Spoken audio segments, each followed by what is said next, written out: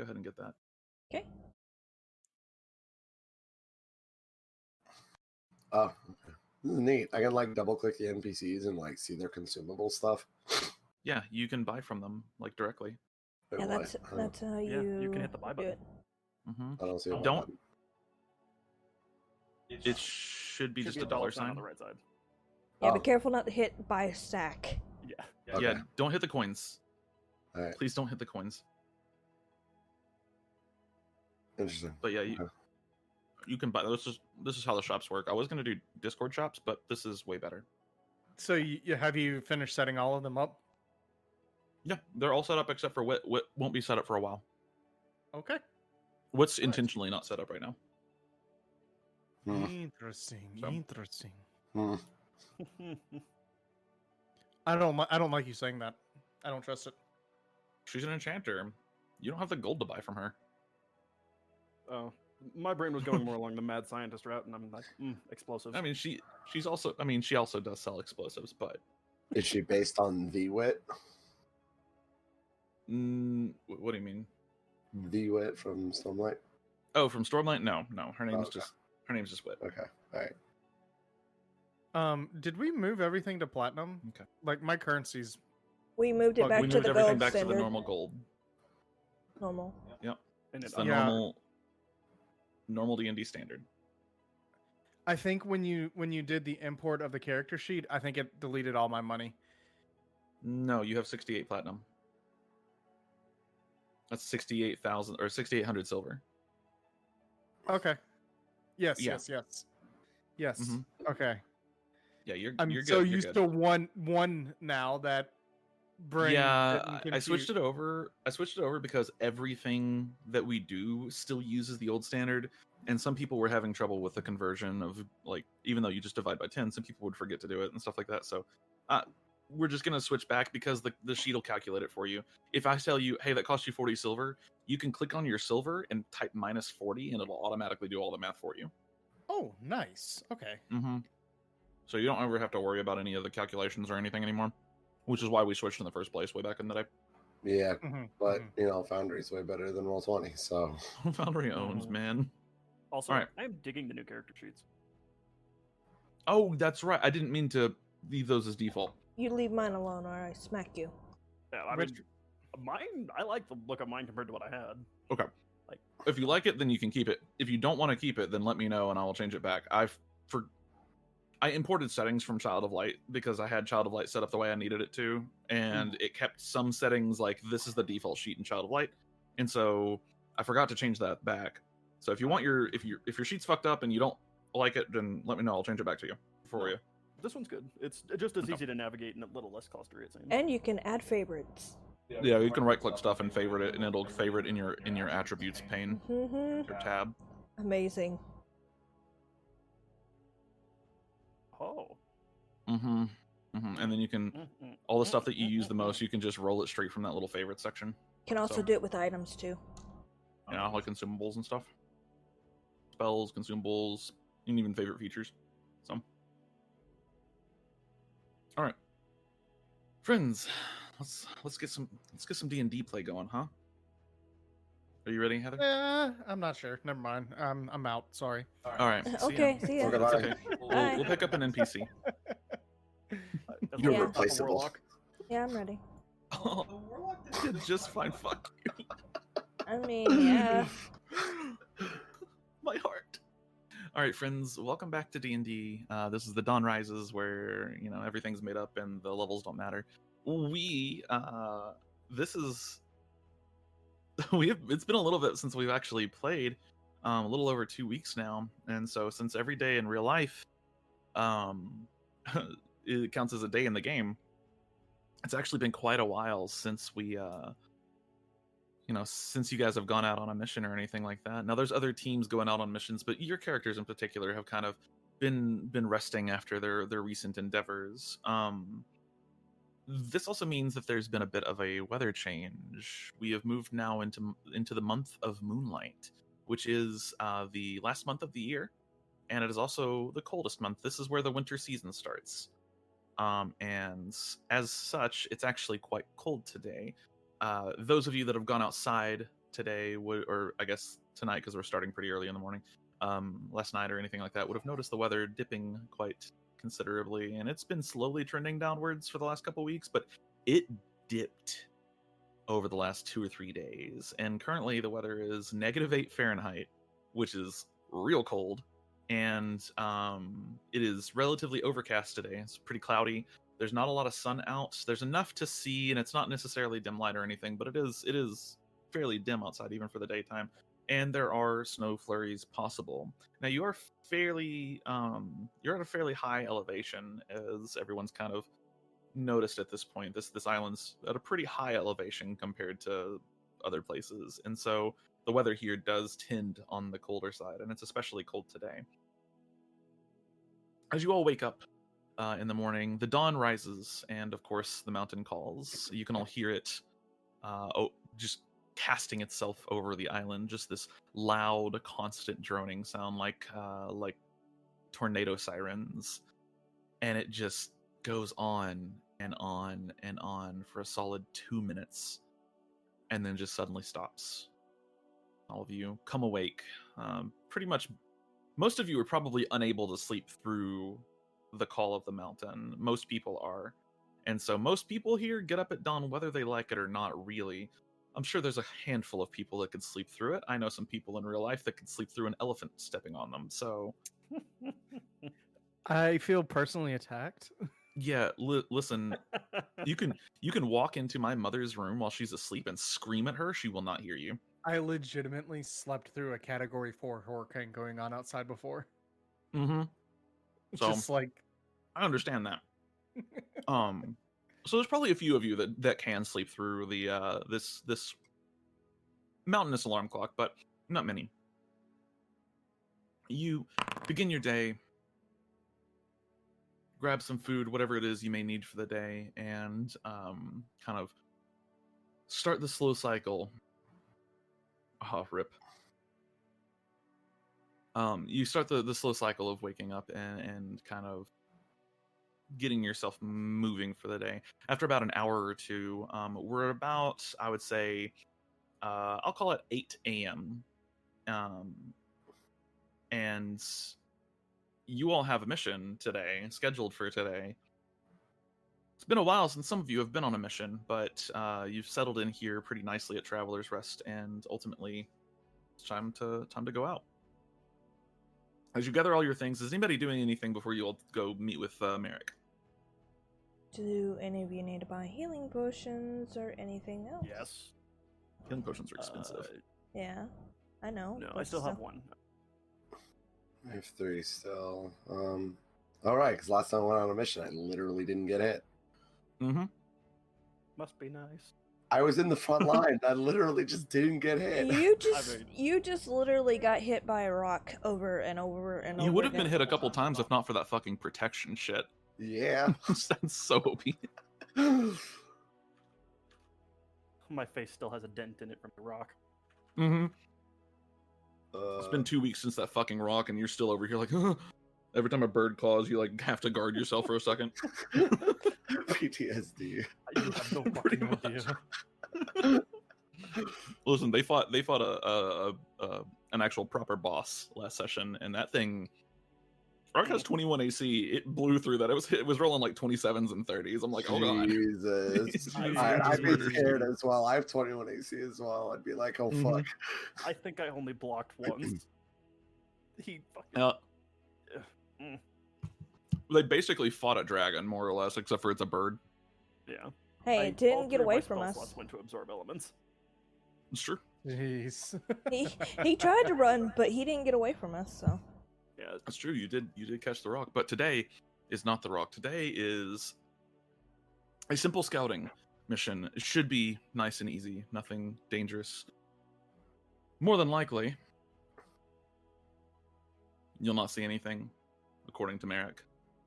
But we need to know what's out in the west, and so you all gather your things about 8 a.m.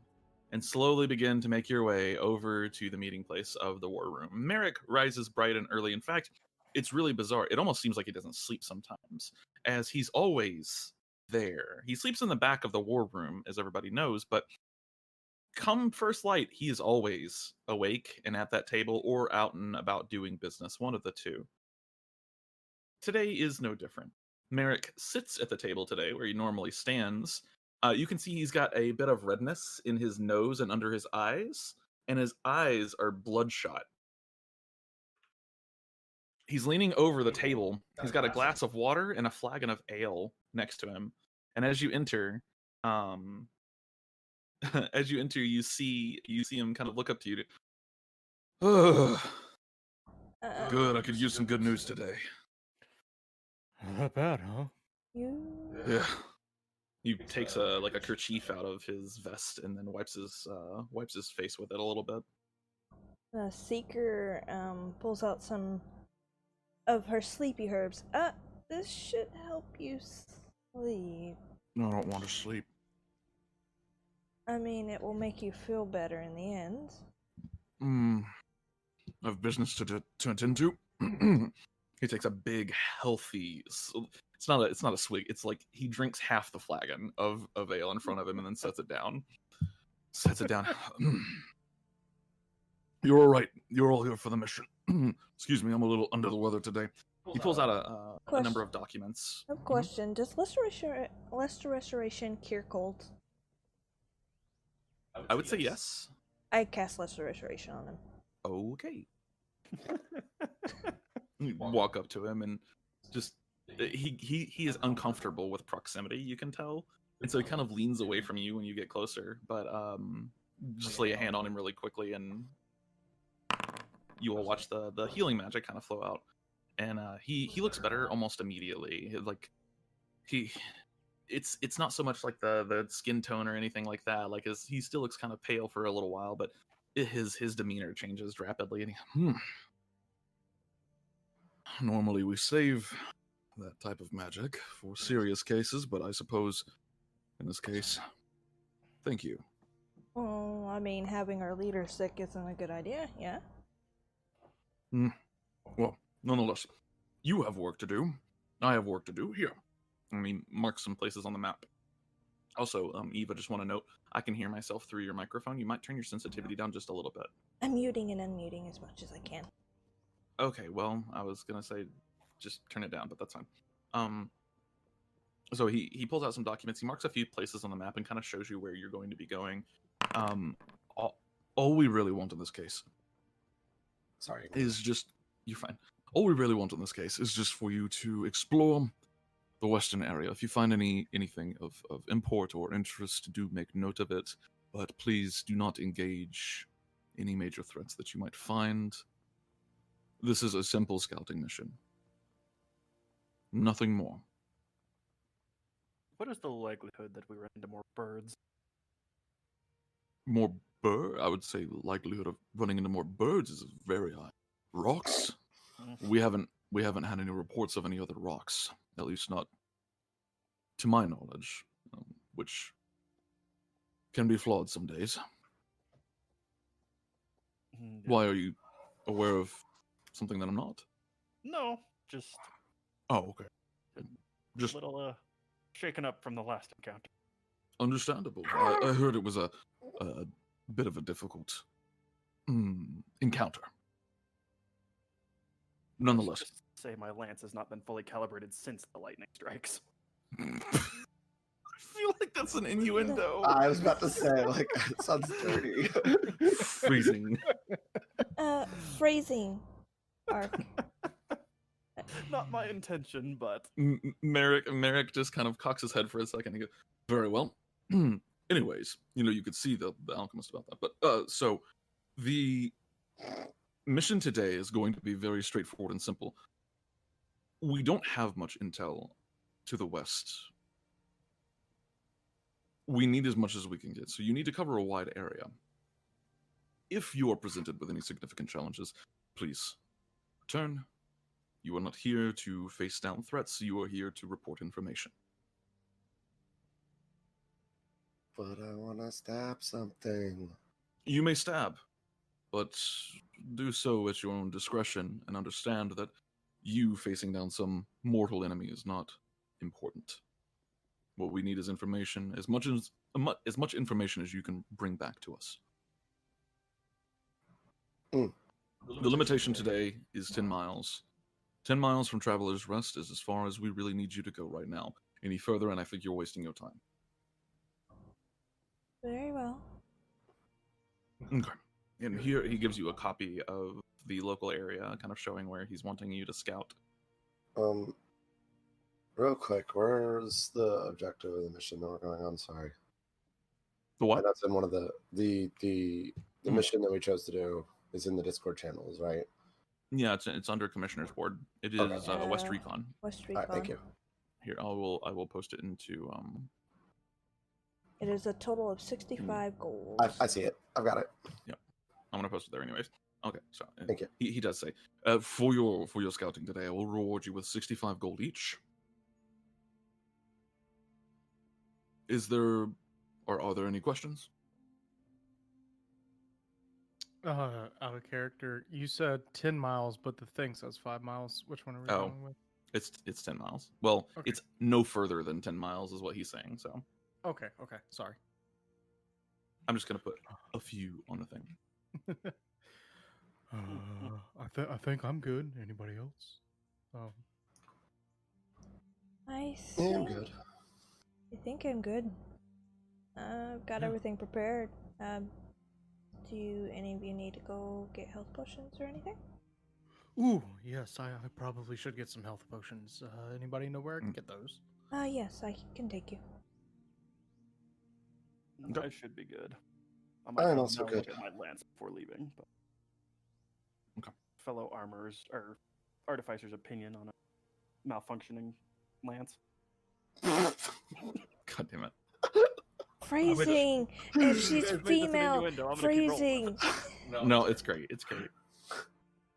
It fits too because Ark is like a warforged, so it's just like, could you have a look at my long lance? Like, okay, all right. It's That's even better, like given our characters' stories. Oh my god. Yeah. Mhm. Oh Jesus. Anyways, if you're looking for healing potions, Yeah. kind of bottom left corner, there's a woman named Emma Redwin, and she Right is here. the town. I'm circling. She's the town alchemist. I'm circling her. Yeah, I see her. Okay. You must purchase items from a token, it Oh. says. You gotta Yeah, you double click the token. You have to double click her token. You can't open her sheet with the goods and services thing. Sadly. Oh. Mm-hmm. Just double click her. And you should be good. I'm gonna buy her out. She only has 3 of these, so. Are you gonna buy graders? Mm-hmm. Oh, that's a lot of money. That is a lot of money, God. Woof. Wait, hold Okay. on. That's 200 How much gold do I- each. That's 600 gold. How much money do I have? You have 680 gold. Oh. Mm-hmm. I told you the new money system, it's messing with me. Mm-hmm. Yeah, no, never mind. Should just have normal healing potions for 50, but healing potions are expensive. Yeah. Compared to 200, I think it's much cheaper. Listen, the default for greater healing potions and default D&D 5e is 350 for graders. That shit's pricey, yo. Okay, yeah. We're good now. We're good now. Okay, you good? Yeah. Cool. Sorry about that. I'm back. Welcome back. Welcome back. Okay. As you gather your things, you visit Emma, gives you that light greeting, and then hands over your healing potions. You hand her the gold. She wishes you well. Anyone doing anything before you leave town? Is that it? I Okay. believe that's it. I've got to roll my dice. Making for sure 1 I've got the second. right spells just in case of rocks. Yeah, if you need to prepare your spells, prepare your spells. Oh yeah. I feel like for like the next 4 levels, absorb elements is just going to be pinned to my spell book after that. It's a fantastic spell for people in Really the front is. line. It's really strong. Oh, this is It's the only good. reason I lived as long as I did. It really is. Is like making it a permanent fixture. You also have Sanctuary, which is just like a really strong spell for just like Saving someone else's standing bones. there. Yeah, saving your own bones too. Just like Wait, I I'm can gonna use it on- stand here. You can use I it on didn't realize I yourself. could Yeah. use it on myself. I thought I could use it on other people. No, you can use it on yourself too. You can sanctuary yourself and just stand there. And if you are in a choke point or something, only way that they can get past you is if they overrun you, and they can't attack you unless they succeed on your DC. So. Oh, okay. Mm-hmm. I So, see. I just Sanctuary is great assumed that I had to save someone else's ass with it. Nope, it's pretty good. There's a monk class that gets Sanctuary basically at will. Which one is that? Forgot what it's called. I'll have to go double check. Oh wait, Is it Mercy? I think it's I can prepare another spell, can't I? Tranquility. It's Way of Tranquility. Yeah, you can prepare half your level rounded down plus your int modifier. So 3 plus 2. 2. And don't Oh. artificers always get ones? Well, they always they get spells that are always prepared. Yeah. Yes. Depending yeah. on your subclass, yeah. Some Yeah. don't. well, Like, battlefield does. I always have magic Thunderwave. Mm-hmm. Yeah. So those two. So I can have 2 plus 3 is 5. Yeah. Yeah, you can have 5 spells, so total 7 with the 2 that you have prepared already. Oh shit. Let me prepare my spells real quick, and yeah, good. Okay. Done. Mine is always repaired, so. I don't have spells. I don't have spells, I just have fury. I don't even have that. I have He'll- cunning. Mood. One of you are gonna like the roll I just made. I have Fine, cunning so- and a little bit of depression. Mood. Mood. Actually, I live in Arkansas, and they passed some legislation recently, so I think it's actually a little bit of cunning and a lot of depression in my case. Mm-hmm. Boom. All right. So, as you all gather your things and leave town, you begin on your journey. I'm going to go ahead and switch this all over to the world map. Is this a new song? Because this is No, jamming. this one's not new. I don't recognize this one. I like it though. It's very quiet usually. Aww. Beginning your journey west, you follow the advice or the path laid out. Oh shit. Yeah. You follow Sorry, the path laid out. Sorry? What did I just do? You can ping now. You can long press, it pings. Oh And it goes wow, away it on its own lasts after a a minute. long. It lasts a long time though. Gives you It long does. enough to see what you're pinging at least. No, that's true. I can adjust that a little bit because that I is didn't- a little. I was What are? clicking on these, double clicking on these markers that we've got, and I can see what Yep. they are. That was really cool. You can they're points of interest. So. Neat. So, beginning your journey west by the markings that Merrick has left you, I would like somebody to roll me a survival check, please. I give them guidance. Okay. Unless I have the highest. I have a 2. Well, I have a 2 as well. I have a +1. I have a 1. Oh, So don't you get Just advantage steal on the survival thunder. checks, Jordan? Or is that Depends perception? on what type. Depends on the types, I believe. it would not be. It would not be one in this case. Yeah. And before Pablo's got the best survivability out of all of us. No, he doesn't. No. His hit points also aren't adjusted on his sheet. It should be. You might need to close it and reopen it. Oh, they're not though. The holy hell! Oh, and it's perception checks. There It's you go. not survival. Yeah, that's what I was Anyways, asking. do you want to roll it or do you want me to? Can 2 of us roll it? In this case, this is going to be a single survival check. Are any of you proficient? Oh. No. All right, 1 survival check. No, I'm I am proficient. You are I proficient. will, yeah, I'll roll it. So, well, hold on. Okay, Oh, okay. no, it's okay. All right, well, add a All right, D4. roll me a to it. d4. I'm upset. If you're proficient, you can give someone else advantage. Yeah. Mhm. I'm still on 9 though, which is not great, but it'll work. Wait a minute. The day passes slowly. Your scouting is about as boring as you would think it is, as you begin kind of slowly mapping out the area directly west of Traveler's Rest. It takes you a while to make it through the brush and bramble of the thick forest that is the Emerald Arms. 2 hours. 3 hours. It's now starting to slowly encroach on noon. Somebody roll me another survival check, please. I will guidance. I believe it's pronounced Gadinsi. Sorry, I will So guidance. I will help. I will help Seeker. Sure. Sure. And then I get guidance. 1 second. A D4, right? 14. A little bit better. You guys start to kind of catch your own your rhythm in the forest here. Still takes you. Sorry, can I get the Steel Defender sheet switched to I don't know what mine is. OGL? Whatever the one that looks like roll 20. That's an NPC. It's an NPC. You can't switch it to player sheets. Okay. There's only two NPC sheets, and it's the default sheet or the monster blocks. Okay. All right. Okay. Question. Well, there is also a tidy 5e NPC sheet I can switch him to. No, it's fine. I can keep it like this. Okay. I'll just learn it. What's How your question? much snow is on the ground right now? Like, is it enough to make it really quiet? Yeah. So it takes you another couple of hours to continue over the next couple miles.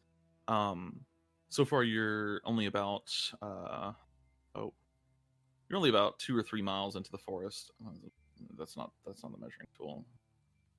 Yeah, you're about 2 miles, we'll say 4 miles out into the forest right now. And as you continue on another longer stretch here, it takes you another couple of hours. During this time, you do see small snow flurries, but right now it's not snowing very hard at all. There's not much on the ground, if any, really. Okay. You see it on leaves. What you do see a lot of is ice. This forest you're in a pretty moist environment, and whenever it gets really cold in moist environments like this, you get a lot of frozen dew. And that is prevalent throughout this entire area. It is very cold, and it's a little slippery in some places. Some of you have to not bust your ass on the ground and walk a little bit slower. But for the most part, it's workable. It hasn't really snowed much at all, so not too bad.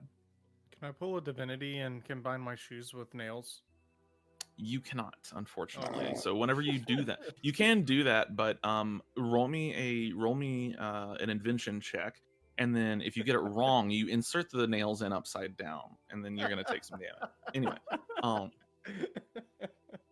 Yo, challenge accepted. I've got Tinker's tools. I'm fucking proficient / expertise in them. Let's go. No. Another 2 miles or so into the forest, and you've mapped a pretty wide area. So far, so good.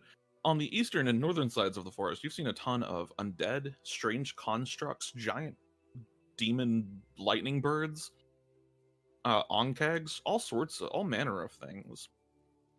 So far, the western side seems pretty calm by comparison.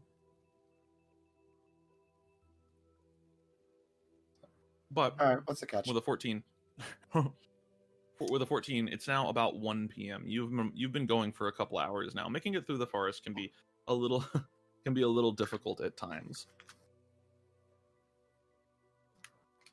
One more survival check for me. Guidance. I am providing assistance. Very Screw it all well. for this one. 22 Oh. plus Never mind. She's good. 23. Okay, 23. Working as a group now, to kind of make your way through the forest, your pace picks up considerably, in fact, and you've now reached a part of the forest where there's actually quite a few large open areas. You run across several clearings. On your way, you see deer. You see a few other animals. You do see a number of birds, and one particularly large bird has you spooked for just a second. It's off in the distance, but the perspective of it makes it look just gargantuan in scope. And you're just like, for a moment, you just kind of look at it, Sitting there shaking and hold my shield in the general direction.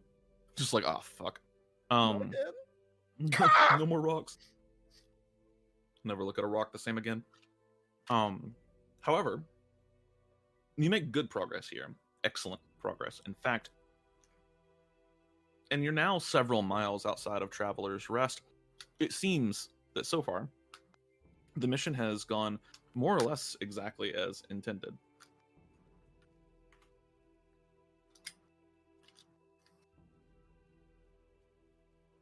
This track does have a bit of an Evil 9 feel to it, yeah.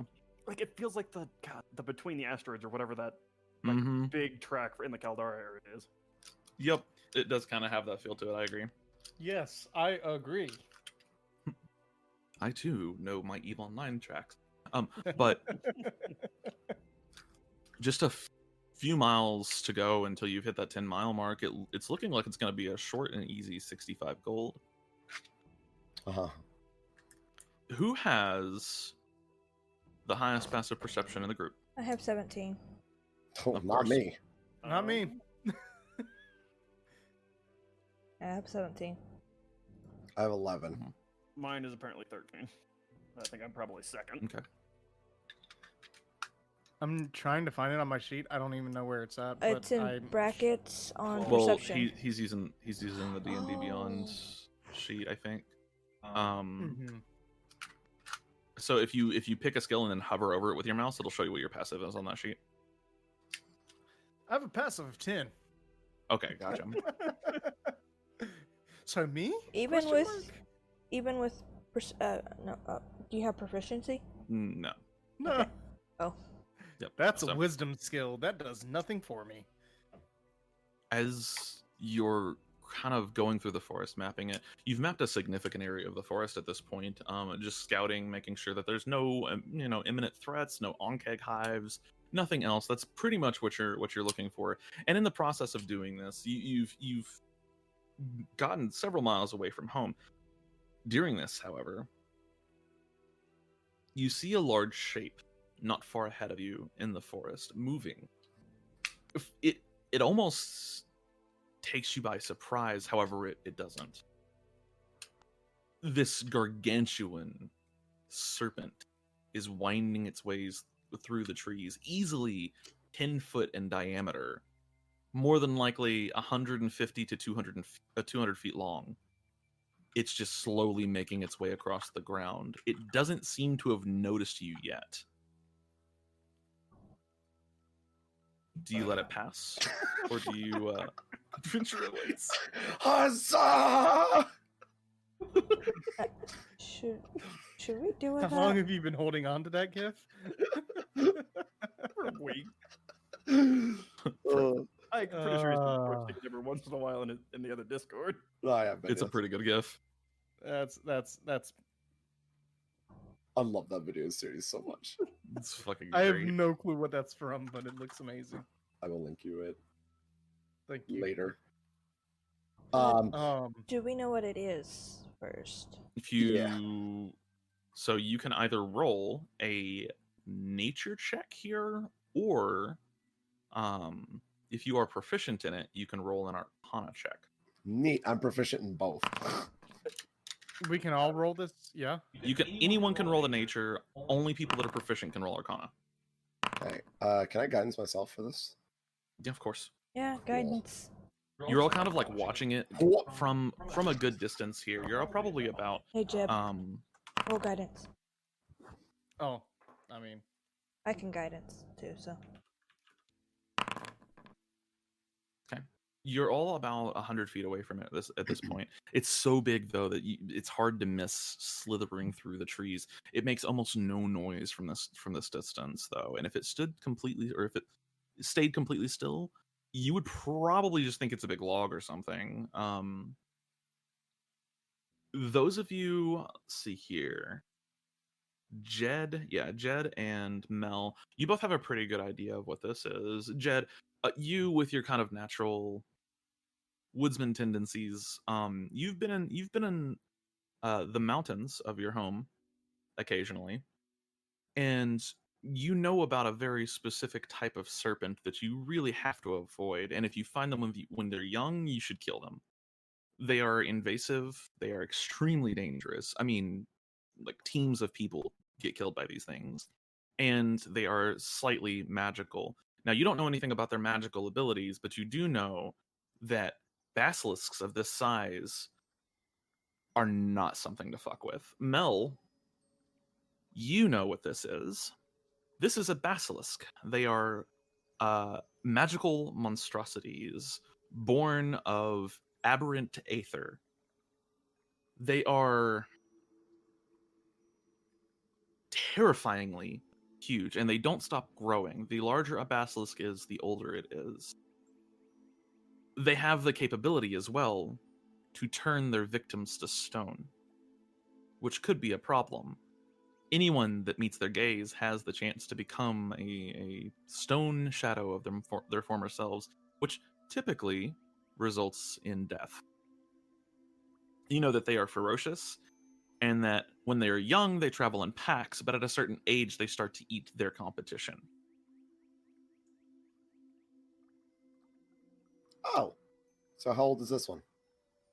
Given its size, Pretty fucking old. yeah, Fucking you and ancient. you and Jed could. Yeah, it's old. This thing's probably a good 70 or 80 years old.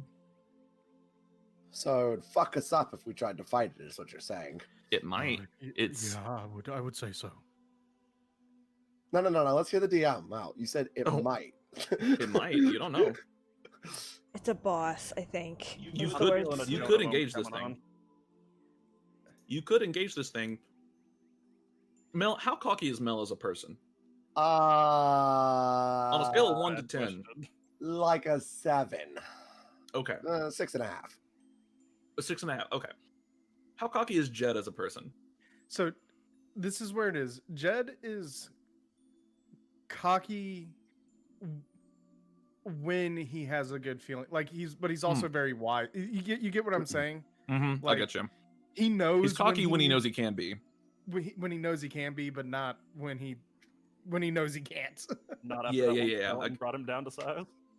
The Well, I fucking mean- skeleton. That fucking skeleton, man. He really wanted to get away. He was like, no! Unhand me, sir! I had a side note. I had to send somebody a VOD for a thing. Mhm. And I sent them that VOD, and I was just like, just go to this timestamp right here. Watch this fight.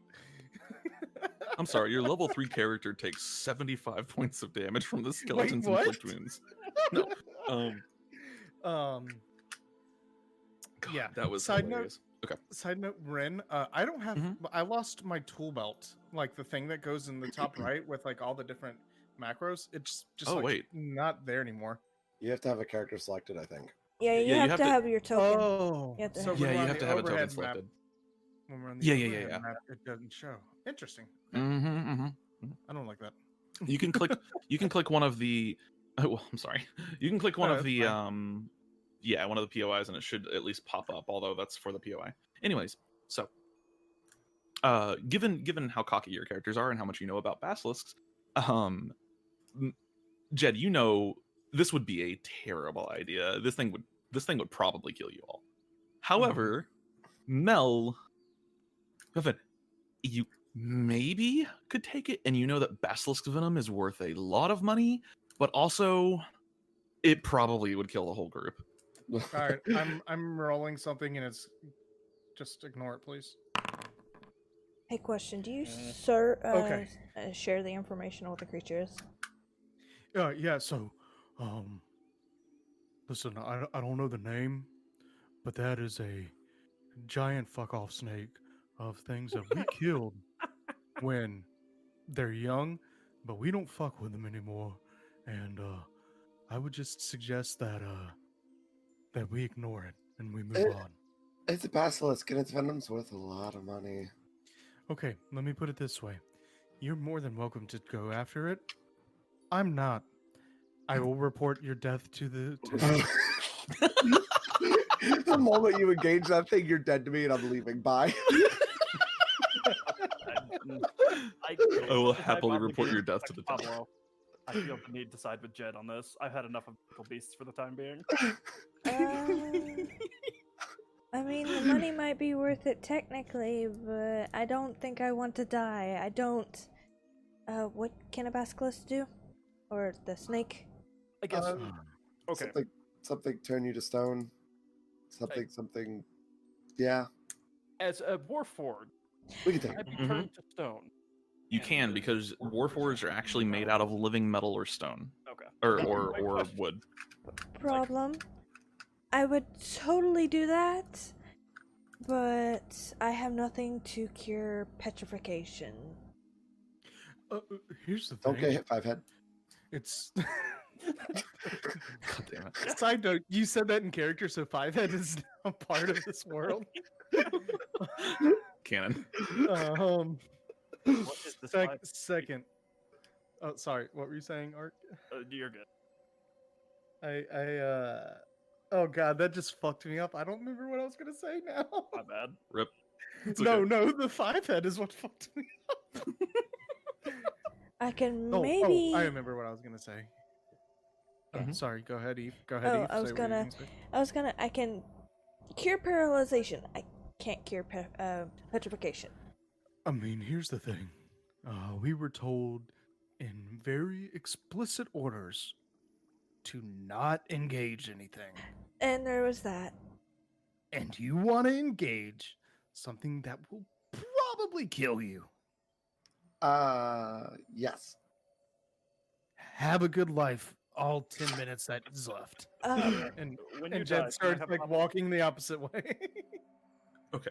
I would have to agree because that rock kicked our ass, and I think we need more preparation for that. Oh, I'm not going in there by myself. That'd be suicide. No, you never go oh, anywhere by yourself. over- You always have Pablo. Over my shoulder, I say, going in as a group would also be suicide. No, fuck this. I can take this. She's like takes one step towards it, turns around, is like, nah, actually, never mind. Roll a stealth check. Uh-oh. Oh no, wait, please. I'm immediately doing a Roll a stealth check. I only took one step. Yeah, I'm It's a 10. Nope, I'm out of here. Oh, do we all need to? Sorry. I mean, when I'm the stealthy one, there's a problem. I really just needed one from Mel, but this will work. Okay. So Mel, you see the creature stop moving for a second, and you look, and it's this. You're all staring at like the middle of its body. Its head is a good 150 feet from you right now. You can see it, but it's only just barely. You see it. It kind of slithers upwards and raises like a good portion of its body up for a second, to the point where it's half as tall as one of the trees next to it, and looks around. You see its tongue flick out, and then it goes back down and starts slithering. Continues slithering. Question, is this what the basilisk looks like? Yes. Oh my god. Yes, it It is. needs googly eyes. Oh my god. That is a real snake, by the way. I know. God damn it. That's so derpy. That's fucking great. Okay, so you guys are not engaging the basilisk? No. Nope. I'm gonna be a bitch this time. Fucking bitches. All right, fine. As you make your way around, I'll take everybody's stealth checks as stealth checks to kind of go around the basilisk rather than trying to engage with it or wait for it. As you go around the basilisk, kind of heading the opposite direction of its head, you watch it kind of clear off into the forest, noting that you might need to be pretty careful coming back through the forest. Oh, here we go. Hold on, I've got a great image for you as to what basilisks look like. This is pretty on the nose here. Yeah, I know that's not what actually a basilisk looks like. I know, but it's just a great picture. Ooh, that's a Um, great picture. They're fucking huge. Like, it's hard to describe something that's 150 feet long and have us like actually be able to imagine it. That is gargantuan. Yeah. My mind So immediately as- goes to diameter. Yeah. Oh yeah, that's what I Okay. was imagining was the diameter. So as I have no you clue what you're talking about. You bypass the basilisk. I will just let you know that was basically like a bunch of like hunters that are in great Jagras gear stumbling upon like a ruiner Nergigante. Anyways, going around the It's a basilisk. world serpent. You do, yeah. I mean, basilisk gets big enough to where there's like folklore and legends and religions about them in this world. Oh God, the fuck is that thing from? Monster Hunter. Is it really? A Delameter the Whoa. World Breaker. Yeah, I mean that's pretty accurate. Fucking Ara and I never managed to kill Super Delameter. I don't remember what his variant name is, but yeah. Either way, yeah, I was not fighting that fucker. That the D100, 50 and above was no, 50 below was yes. Seeker could not have helped you. You guys got petrified. No, Paralyzed, petrification maybe. Petrification at this low level is death. Yeah, 100%. Yeah. So, as you bypass the basilisk and continue on your way, it doesn't take much. It doesn't take much longer before you stumble upon a large clearing. It's really bizarre. Those of you that are kind of a little bit more in tune with the natural world, you note there's not a lot of wildlife near this area. And as you stumble upon this clearing, you see at one side of the clearing there is a large. It's not a mountain, but there is a large hill, and stemming from this hill, you can see a broken down cave entrance. However, something catches all of your eye as you kind of investigate from a distance this cave entrance. It's reinforced with like wood, like a wooden structure. Somebody built a reinforcement for this cave entrance. Oh.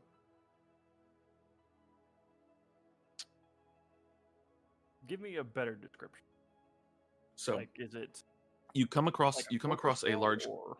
you come across a large clearing, and within this clearing there's not much, and around it there's no wildlife. On the other side of the clearing from you, however, there is a large open cave set into a pretty big hill. It's not like mountain size, but it's a very large hill. Within this cave entrance, which is just a natural formation, you can tell somebody has propped up the cave entrance with like a wooden scaffolding almost on the sides of it, and then across the top of it there is a wooden beam which you can see a rope hangs from. You can also roll me a perception check for more detail. Let's go. The guidance. Okay, roll a d4 for me. Yeah, guns. Or I guess she can. It's just like a LARP campaign, so there's like 5 guidances in the party. That and mine is ranged. Oh yeah, it is. All Isn't it? ranged. Yeah. Aren't they? No, No, guidance is touch. it's touch. Oh, okay. As you, oh my god, the fucking diameter is huge. Yeah, basilisk. I don't know about that. Anyways, so it kind of at this distance, examining the entrance to the cave, you can also see the glint of metal kind of shining off of or reflecting the sun's light on the floor of the cave. You can't quite tell what it is, but there's something metal on the floor of the cave itself. Seems as if we've stumbled upon someone's mine. Quick question. When we went looking for, I can't remember her name. Valhalla. Yeah. Valhalla. Did we find her? You did not know. You found her camp. She had gone into We found her camp. Right? the Weeping Willows, which is all the way to the north. Okay. Yeah, that's right. And it's considered a dangerous area. Nobody goes into the Weeping Willows because if you do, you die. Mm-hmm. Yeah, I would be inclined to agree with you. It looks like a mine. Have we found any other signs of what's the word? Civilizations out here other than this? Just the drones. Well, I mean, also the whites, but I don't think I don't think I don't know if you would count those as a civilization. Left But there's hands. obviously something above them. Mm-hmm. True. That's a good point. Seeker's looking through her notes. Well, you remember that first mission we had, right? Mm-hmm. There were other people with the woman that we were after. Mm. So there has to be civilization here. Yeah, I guess you're right. Yeah. To be clear, that was originally written off as just other people had left camp with her. Now, that doesn't mean that you're wrong, but that's the official story that everyone's gone with at this point. Yeah, we don't know if she took people from camp, or I'm assuming either another civilizations around here or people went with her. I'm not sure. It would be strange for there to not be any other form of civilization. People left camp.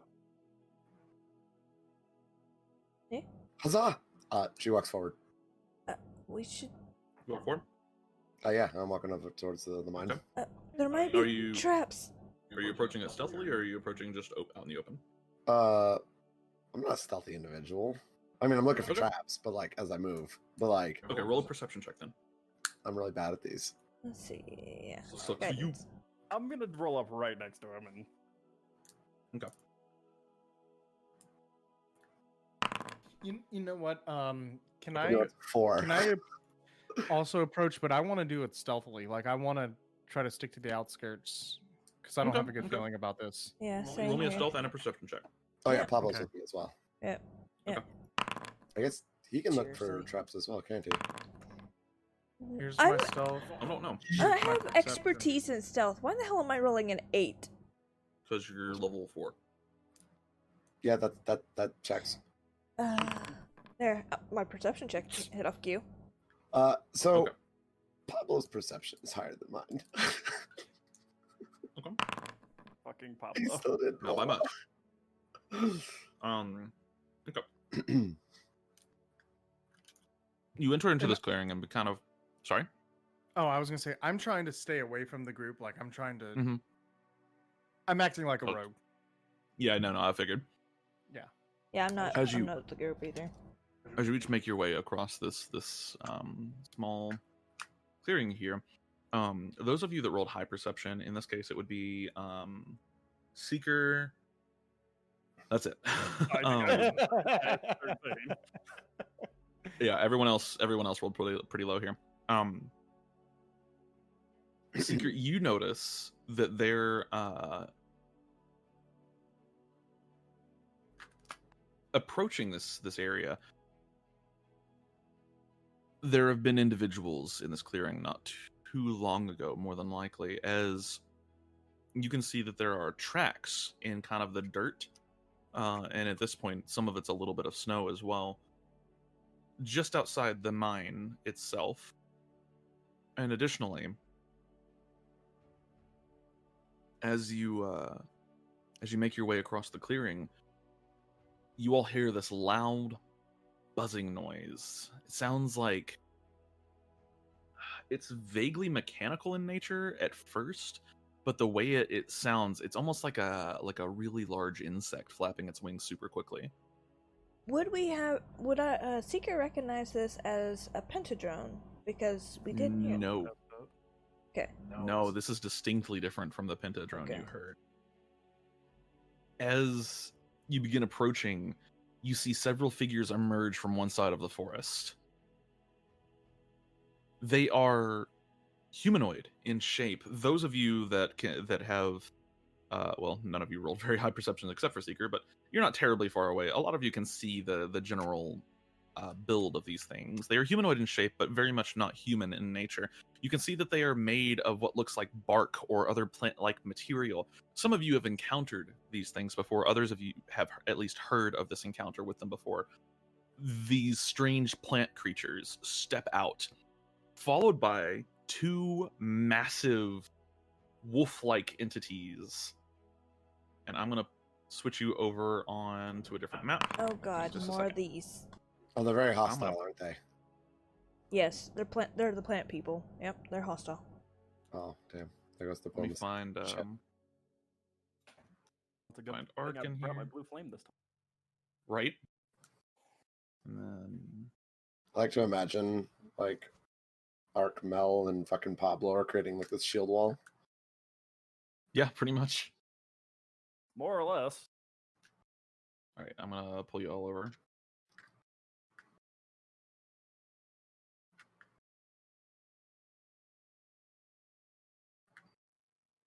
Oh, yeah, let's go. They're gonna get fucked.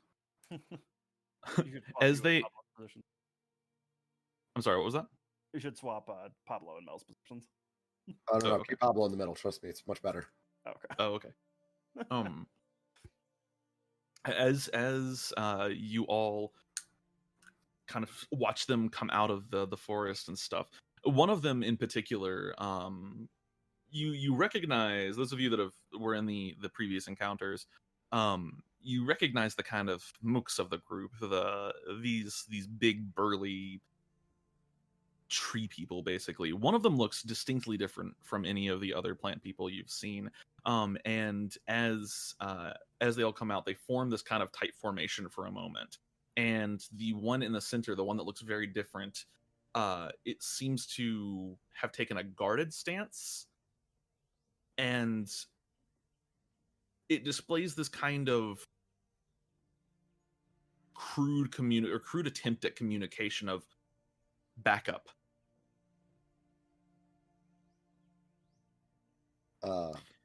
I need to know.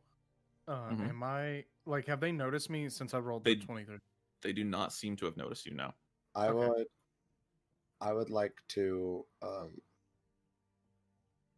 take a step back, Mhm. and then let me check the range on this. Also, I'm kind of mad because I forgot that it was going to be winter time when we next played, so I made this map and it still looks just all green and Oh. shit. I'm like, ah, fuck. It's okay. We're Pretend playing it's a snow. game where we have to use our imagination. I think That's we're good. true. Whoa. Yeah, just pretend there's a little bit of snow on the ground. It's not much. Okay. Well, all right. Clearly we can't understand it, right? It doesn't even seem to talk. It just motions. Okay. I hold my hands up in a very non-threatening gesture. Okay. Do you back up? No, I need to take 10 feet forward. I need. Do you step forward at all? Yeah, Seeker's gonna hide here. Wait, Like, nope. So are you backing up, Seeker? can it Yeah, understand just us? a little bit. You don't know if it can understand you. The previous encounters with these things show that they weren't really intelligent. They were almost automatons. You don't know if they understand you or not, though. Okay. Seeker's just doing this because there are not things not too far away from her, so she's just kind of like, nope, nope. Can you understand us? It doesn't respond. All right. Well, I'm gonna hold my hands up in a non-threatening gesture, and I'm gonna take like a couple steps forward while saying, "I need to get a little closer Okay. to try and communicate." So as you approach, It'd be before, right here. Yeah. Legitimately right here. Actually, you'd get about to right here. Oh, okay. Well, shit. Mm-hmm.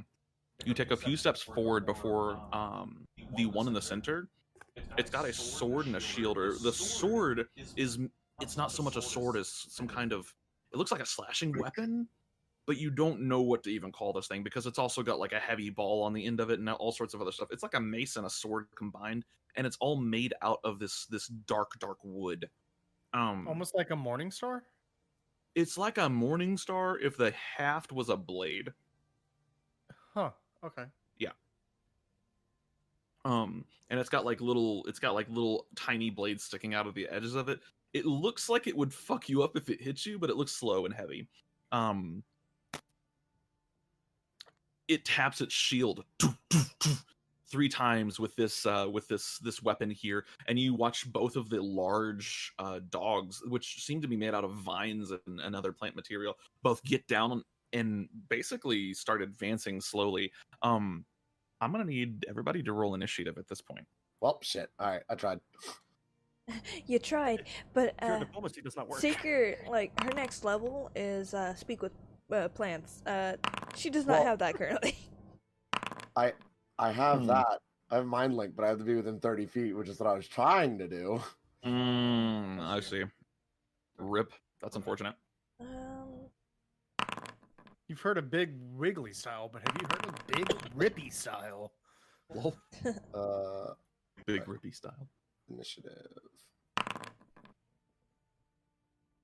Let's get some music. Preferably the song Big Wiggly style. No. But We it's will such a play- good song. We will play some stuff from the Riot Creators playlist, however. Ooh. Let's see here. I'm gonna begin combat. Oh god, he rolled so high. Attacker in a second. Fernhound. Oh, you are? How the fuck? Hold on, let me see which one we're actually missing. It's these two over here. Oh, Why yo. did it- Can I hold an action? Whoa, what? Hold on. Oh, Like walking forward. yo, we're so strong. We just killed 2 of them You off just the killed bat. 2 of them, yeah. I would say no, because at this point, combat's already started. Well, it's a mind link, which is what I was trying to do originally. Is it an action to use Mind Link? I don't know. I don't think it is. One action. You speak telepathically to any creature provided. Oh, you don't need to share language. When you're using this trait. Oh, no, it's not an action. Okay, so then, yeah, when he gets close enough, I mind link with him and say, whoa, wait, we don't want any trouble. Gotcha. Oh, that's not. We don't want another fucking. See what happens. He was like back here. All right. Or he was like right here, and he was like right there. Okay, there we go. Yo, the rotating whatever around There we go. the light mage. Mhm. It shows the current turn. It switches around. Mm-hmm. Well. Oh yeah, you sometimes. probably weren't here when I introduced No, I wasn't. So that. So there's been a few changes to Foundry since then. I've gotten my modules sorted out, and this is pretty much the final form of Foundry for us. There might be some minor changes here and there, but this is it. Assuming So. that continues to work, because last time it broke and just stuck to me. It for the rest did. of the Game. It did It break was and my just stick to circle. Arc at one point. That was funny though. My circle Anyways, can't have it.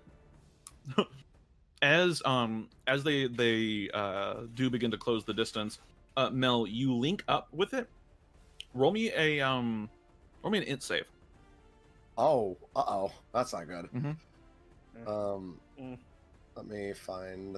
There we go. 2, 4, 5, 6. It can just it barely closes the gap on you too. That sucks. Well, maybe it doesn't suck for you.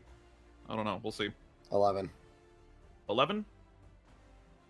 You're not going to take much here, but you will take 3 points of psychic damage. As you link up with it, you immediately have to break the link, as whatever is going on in that thing's head is way too much. It's something that you've not experienced before. As you link up with it, it's like this swarm of information. Okay, so out of Whatever- character. Sorry, continue. Whatever happened just now, you've never felt that from another living creature before. Out of character. This is like what happened with Rel when she linked up with the. A little bit, yeah. Okay, all right. Yeah, pretty similar description there. So Well, do electric boogaloo. Rel 2 electric. I mean, yeah, probably. I mean, Rel and Mel. It rhymes. All right. As he rushes forward, though, he is going to raise his weird weapon, and you see it glow for a second, and this spiral of like spores appears, and just shoots out of it. But they don't fall to the ground or anything else. They just start floating in the air around it and start spinning around. So we're gonna go ahead and give him. We're gonna give that token a little bit of love here. You Hold on, love the I'm battle doing music. something here. Hold on. Energy field? You're gonna Hexadome? like what I'm about to do. Hexadome? Mysterious Emanation? I like Mysterious Emanation. That just sounds fun. Tank. Okay, well, the token doesn't have any color on it now. What the fuck? Hold on, sorry.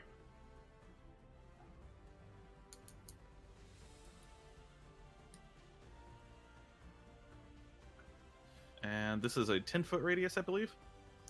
15-foot radius. So you all see the spores start glowing with this green energy, and seems to fill a radius around this individual. And from there, yeah, I can't make the aura work, so we'll just leave it alone. All right, and so he now is he is concentrating. I mean, you don't know what it is. It might be. Oh yeah, that was totally OOC. You okay? All right. I need to import this. What do I need to import? You didn't when you pulled my character sheet over. I didn't get Warcaster imported. Hey, Ren. Yeah. What's the sorry?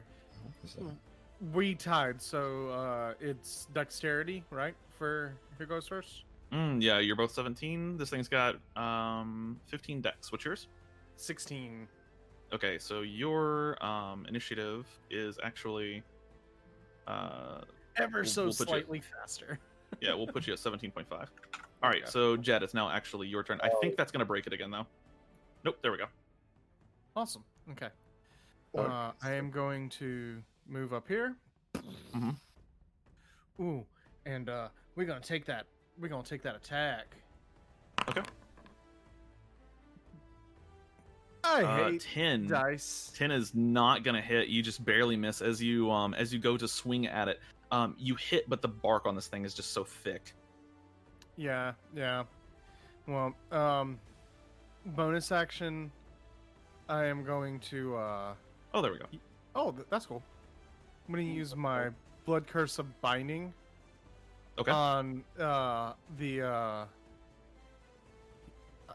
I tried to ping it, but the Fernhound on the far right. Yeah. On the far right? Okay, gotcha.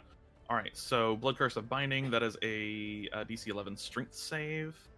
So we're going to go ahead and roll that. Okay. Yeah, I was going to say. That thing looks As really you- strong. You turn around and you feel the energy kind of course through you for a second, and you watch it kind of just shrug off the effect, unfortunately. Super unfortunate, bruh. Oh, no. All right. And that is going to be the end of your turn, Jed. It is now Unfortunately, 'cause things this don't get guy's interesting turn. for a while. He's going to, yeah, he's easily got the movement speed for that. He's got 60 movement speed. Oh, boy. It's gonna just. This thing is 10 feet tall. It is a huge fucking wolf, made of tree bark and vines and leaves, and it opens its mouth, and you see bees and other insects just spill forth from it. And it's gonna rush you down. It's gonna go ahead and make an attempt to attack.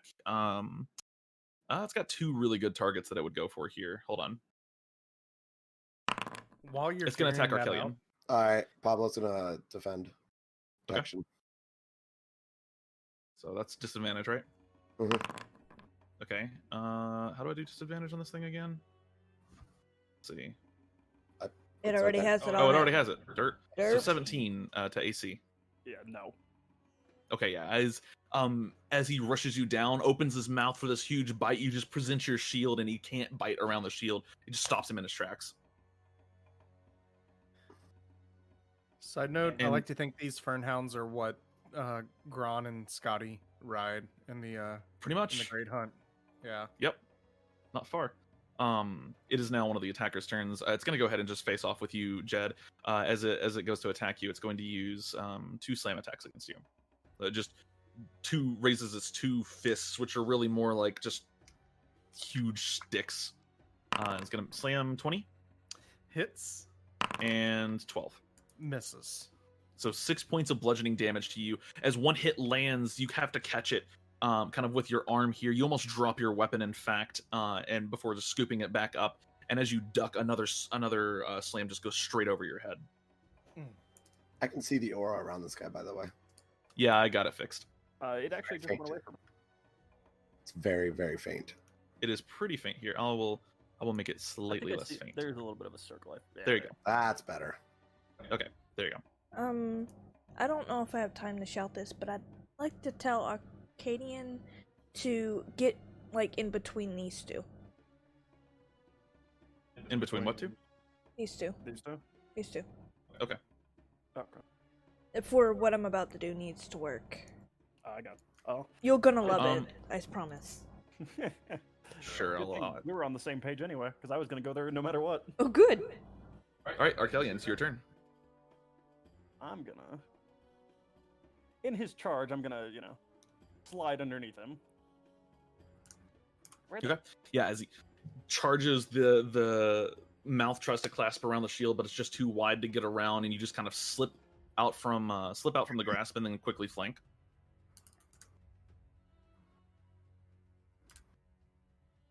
I'm actually gonna move to this. Okay. And I'm gonna take a blue flame spear shot at the light mage. Gotcha. The spear lights up with blue fire, and you have to roll an actual attack for it with your lance. Do that first. Yep. That's a crit. Yeah. Oh no. Oh, yes. Oh no. The light Then mage is gonna cast. No. All right. So this is Green Flame Blade, right? Yes. Okay. So your actual attack itself crits for a total of 10 points of damage, and then what's your intelligence modifier? Modifier is +3. Okay, gotcha. So, and then the wolf would take 3 points of damage. So that's. Oof. Can he stop you from doing this? Is that possible? Let's find out. No. Can't do that. Okay. 10 points of damage. Okay, so he succeeds on his concentration check. The wolf is going to take also 3 points of damage as the blue fire just lights this guy up. They are plants. It doesn't seem like they're vulnerable to fire necessarily, but they sure as fuck don't like it. All right. And Arcelion, is that the end of your turn? Yeah. Hold there. Okay. And Seeker. Oh, I'm sorry. Real quick, Arcelion, can you roll me a wisdom save? I don't like that, but sure. Okay, that's a Ooh, success. Nice roll. You'll take right. You'll have to take half damage here, which is going to be 9 points of necrotic damage to you. He needs to make a concentration check. He did make a concentration check. He did. Oh, okay. I missed Yeah, he did. Yep. He it's just scroll up slightly. He rolled an 18. Okay. So, and then I thought wasn't I See. resistance to necrotic damage? I don't think so. No, I'm thinking of my girl. Gotcha. All right, and then now Seeker. Sorry about that. It's okay. I'm gonna move here, and I'm gonna bestow my dice. As long as there is an enemy within the enemy you are attacking, 5 feet, you have advantage on attack rolls, and wisdom perception checks. So basically, just give you super flanking. Yeah, so long as the person is not. How long does that last? 1 minute. Oh. So who are you bestowing it on? I'm bestowing it on Ark. Okay, Ark, you have advantage on all attack rolls, no matter where you're standing, as long as you have an ally within 5 feet of that enemy. Enemy. Specifies enemy. So if you get a cluster of enemies. No. That's not how that works. Okay. If another enemy, that means enemy of the creature. Okay. It's Yeah. All right. It's pack tactics, but with you don't have to be behind them. Okay. Yeah. All right, that's fine. And then. That's your bonus action or action? It's a bonus action to bestow. Okay. I think. Sure. And what are you doing for your action? My action is. I know this guy's probably gonna rush us, so I'm going to hold my action cast Bane when he's 30 feet in my circle. Ah, okay, gotcha. Nice. Okay. And that'll be the end of your turn. We'll go ahead and mark you as concentrating since holding a Yeah. spell concentrates. Yeah. And then Mel, it's your turn. Can you roll me a whiz save? Yes. This was. Yo, that's a 3. That's a 3. That's a failure. You take 15 points of necrotic damage at the start of your turn. Ow. Wait, can I Mhm. use hold on. Can I use my reaction? For what? What are you doing? Absorb elements. Absorb elements doesn't affect necrotic damage. Oh, it does not. Fuck. Yeah, only affects elemental damage. Fuck. Yeah. I hate everything. I'd like to petition that necrotic is an element. I would like to. I'm gonna move to Necromancer dismiss. and me disagrees. Also, My ow. necromancer is an elementalist. Never mind, it's an action to bestow. Never mind. So. Oh, is it really? Yeah. Oh, that's Okay, lame. that's fine. All right, so Mel, your turn. Yeah. All right. Well, I guess for my bonus action, I'm gonna tell Pablo to come here and slap this fucking mage. I'm going to like slide under the wolf as well, and I am also going Now- to hit the mage. Now, this is an important distinction. You can't just slide through an area here. I can slide underneath the wolf though.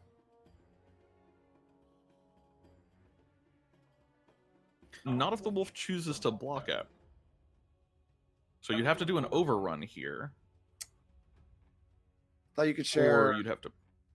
You can share spaces, but if it's an enemy creature, they can choose not to allow you to share space with them. So, So if I went like this, I can't. you'd have to Right. either go around the wolf or go around this guy. In either way, you're taking an attack of opportunity if you do that the round, right? No. Yeah. Well, because he'd be moving away from one or the other. Wait. Yeah. I'm so you have to confused. move. How long have we done this? Huh? How long have we done this? We've always done this. That's how the size rules work in D&D. Okay, you know what? Just go ahead and slide on through. You're on that side. You're on that side. What are you doing? I'm gonna hit the mage. Okay, go ahead.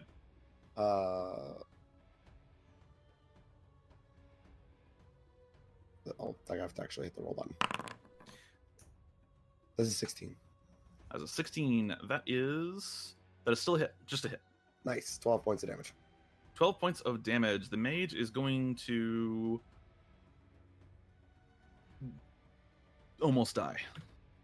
That's about it. Concentration check. Yep, that's a failure. Rip. So, Guardian Spores fails. Let's see here. Let me take off that aura. Wait, hold on. It basically was Guardian Spirits. It's 100% Spirit Guardians. Oh. And you all had Pablo go up there and smack him as well, didn't you? Yep. That was what my bonus action was for. So that is the end of my turn, which would make it Pablo's turn. Okay. And he is going to use his, I think it's Force Empowered Rend, yeah. Is this? I think that's right.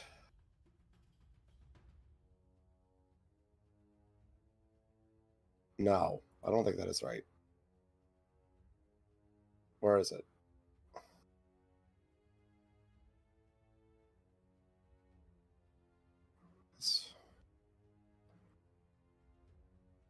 What would his normal to hit be? I am not honestly that positive. You are the artificer. It would be, well, the normal is what? It's your main stat plus your proficiency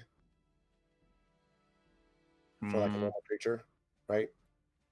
Oh yeah, so it's your attacking stat plus your proficiency bonus. Yes. Okay, all right. So then his should be fine. Following number increases when your proficiency bonus increases. by Yeah, one. because his proficiency bonus is 2, so he has a +4 to hit. Yeah, but there's also like, does his because he's got this feat, which didn't ping. Cool. Right, Might Um, of the Master. okay. Yeah. Bonus to hit and damage of its rend attack. So your force empowered rend, yeah. But I think that would still that's be a +4 or a +6. Is that in addition to his proficiency bonus? Let does me he just let me get go mine? let me go look up the default stat block for the thing real quick. Okay. Because the way it's worded involves.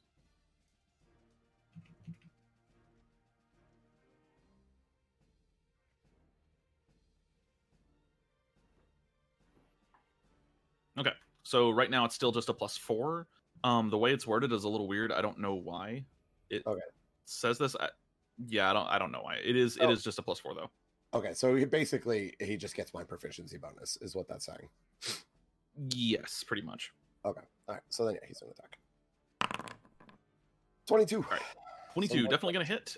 And that is going to be the end of the light mage as Pablo just walks up casually and stabs this fucking light mage to death. Motionless robot just fucking dead. The light mage just falls over on the ground and starts withering almost immediately into like this husk of what it was. Yeah. Is that the end of Pablo's turn? No, he's gonna take one step forward, stepping on her dead body, and then turn to the wolf. Nice. Nice.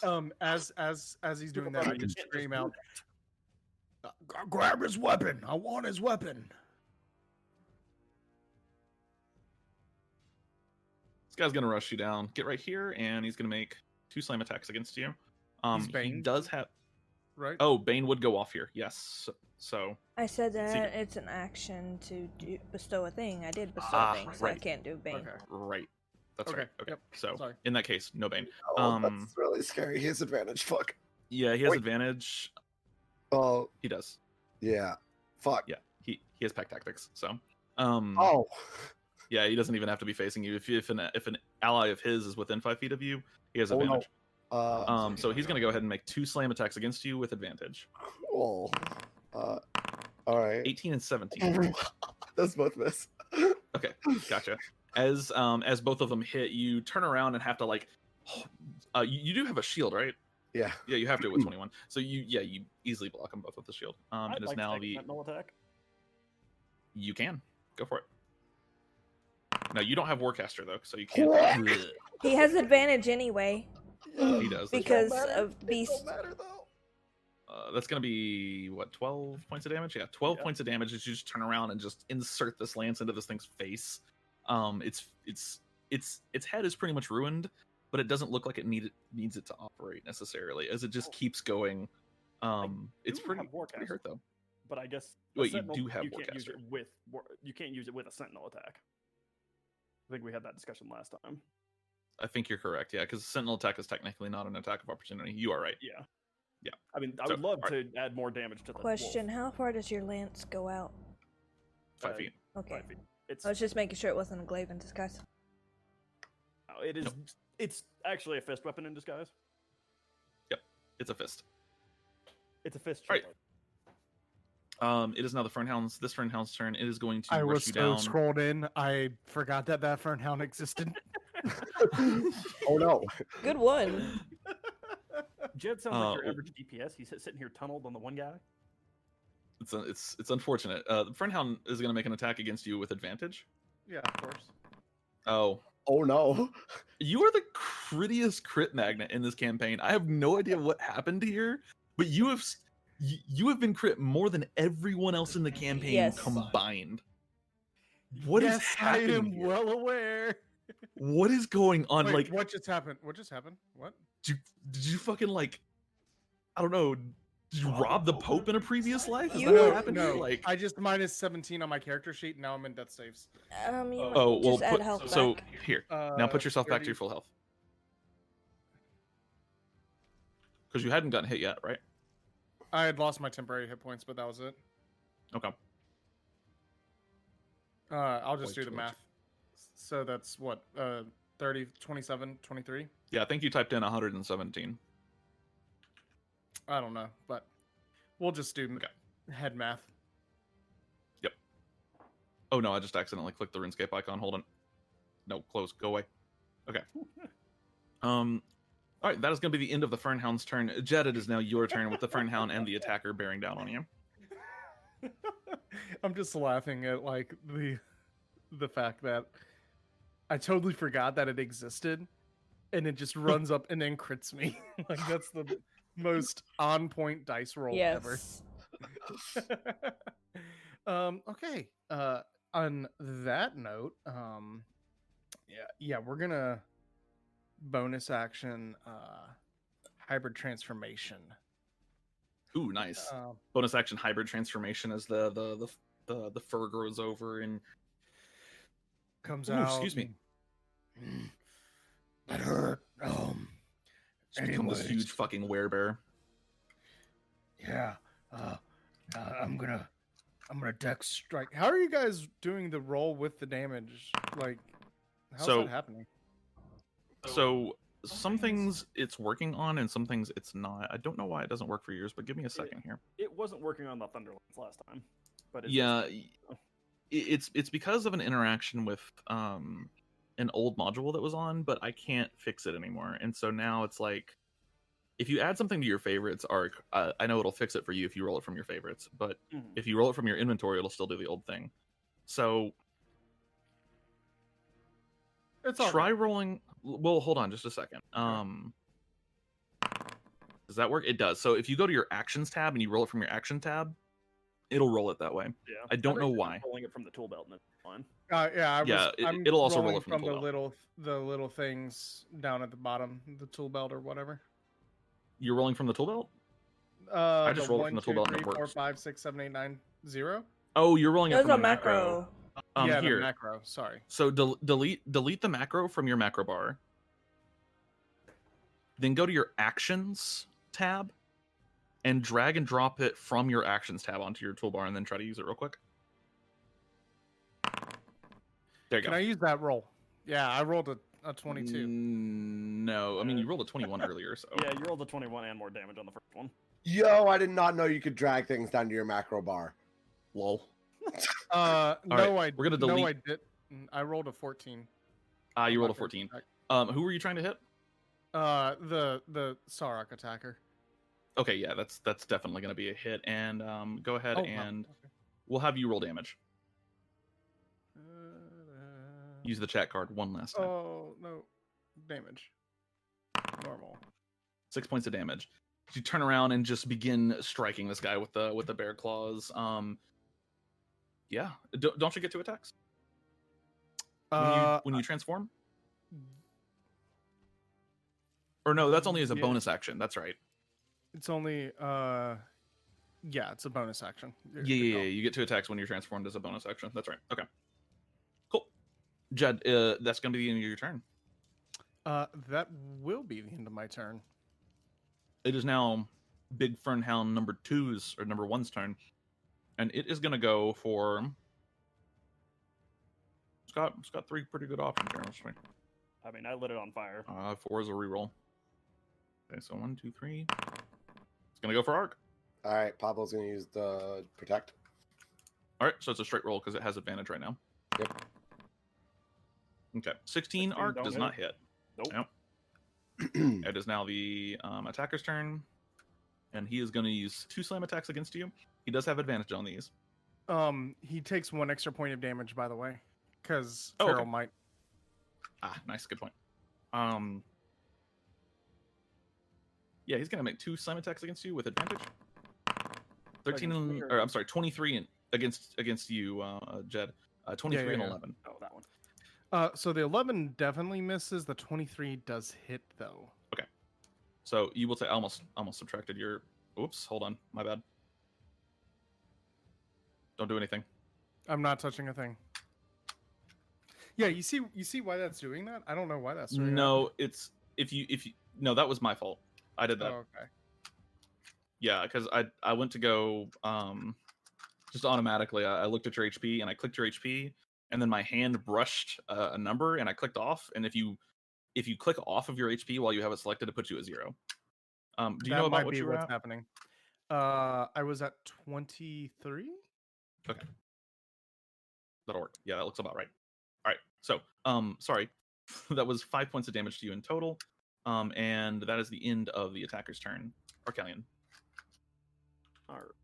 I recognize this song. It's a good song. It is.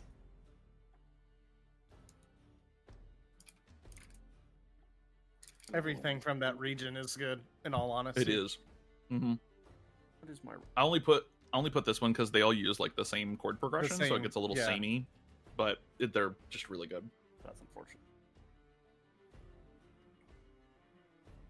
You do have movement. It's up to you if you want to use it or not. I do, but I'm not going to. Basically, I have a choice between 2 targets. Yep, and you each have advantage on them. Wait. Take another stab at the attacker. Okay. With the blue flame tip. Yep. There's nothing within range for it to bounce to, but a 23 does hit. Not? Yeah. because it's 5 feet. We both be within range of me. No. That's got to be within range of your target. But that's against the attacker. Yep. So that is going to be 11 points of damage. The attacker is looking pretty hurt right now. He's barely holding up. As you remove your your lance from his face, and just stab him again in the chest. He's really barely functional at this point. Arcelion, is that the end of your turn? I'm gonna use a bonus action. Okay. And hit Mel with Sanctuary. Okay, gotcha. Just for safety's sake. Sure. So Mel, you now have a sanctuary on you. Okay. All right, Seeker. Yeah, who's looking more hurt, Jeb or Mel? Well, Mel has a pair of mechanical bodyguards. Yeah, you can also see the actual bars. Okay. I'm not going to tell you exact numbers because the bars are there meant to be your approximation. So. Okay, I'm going to.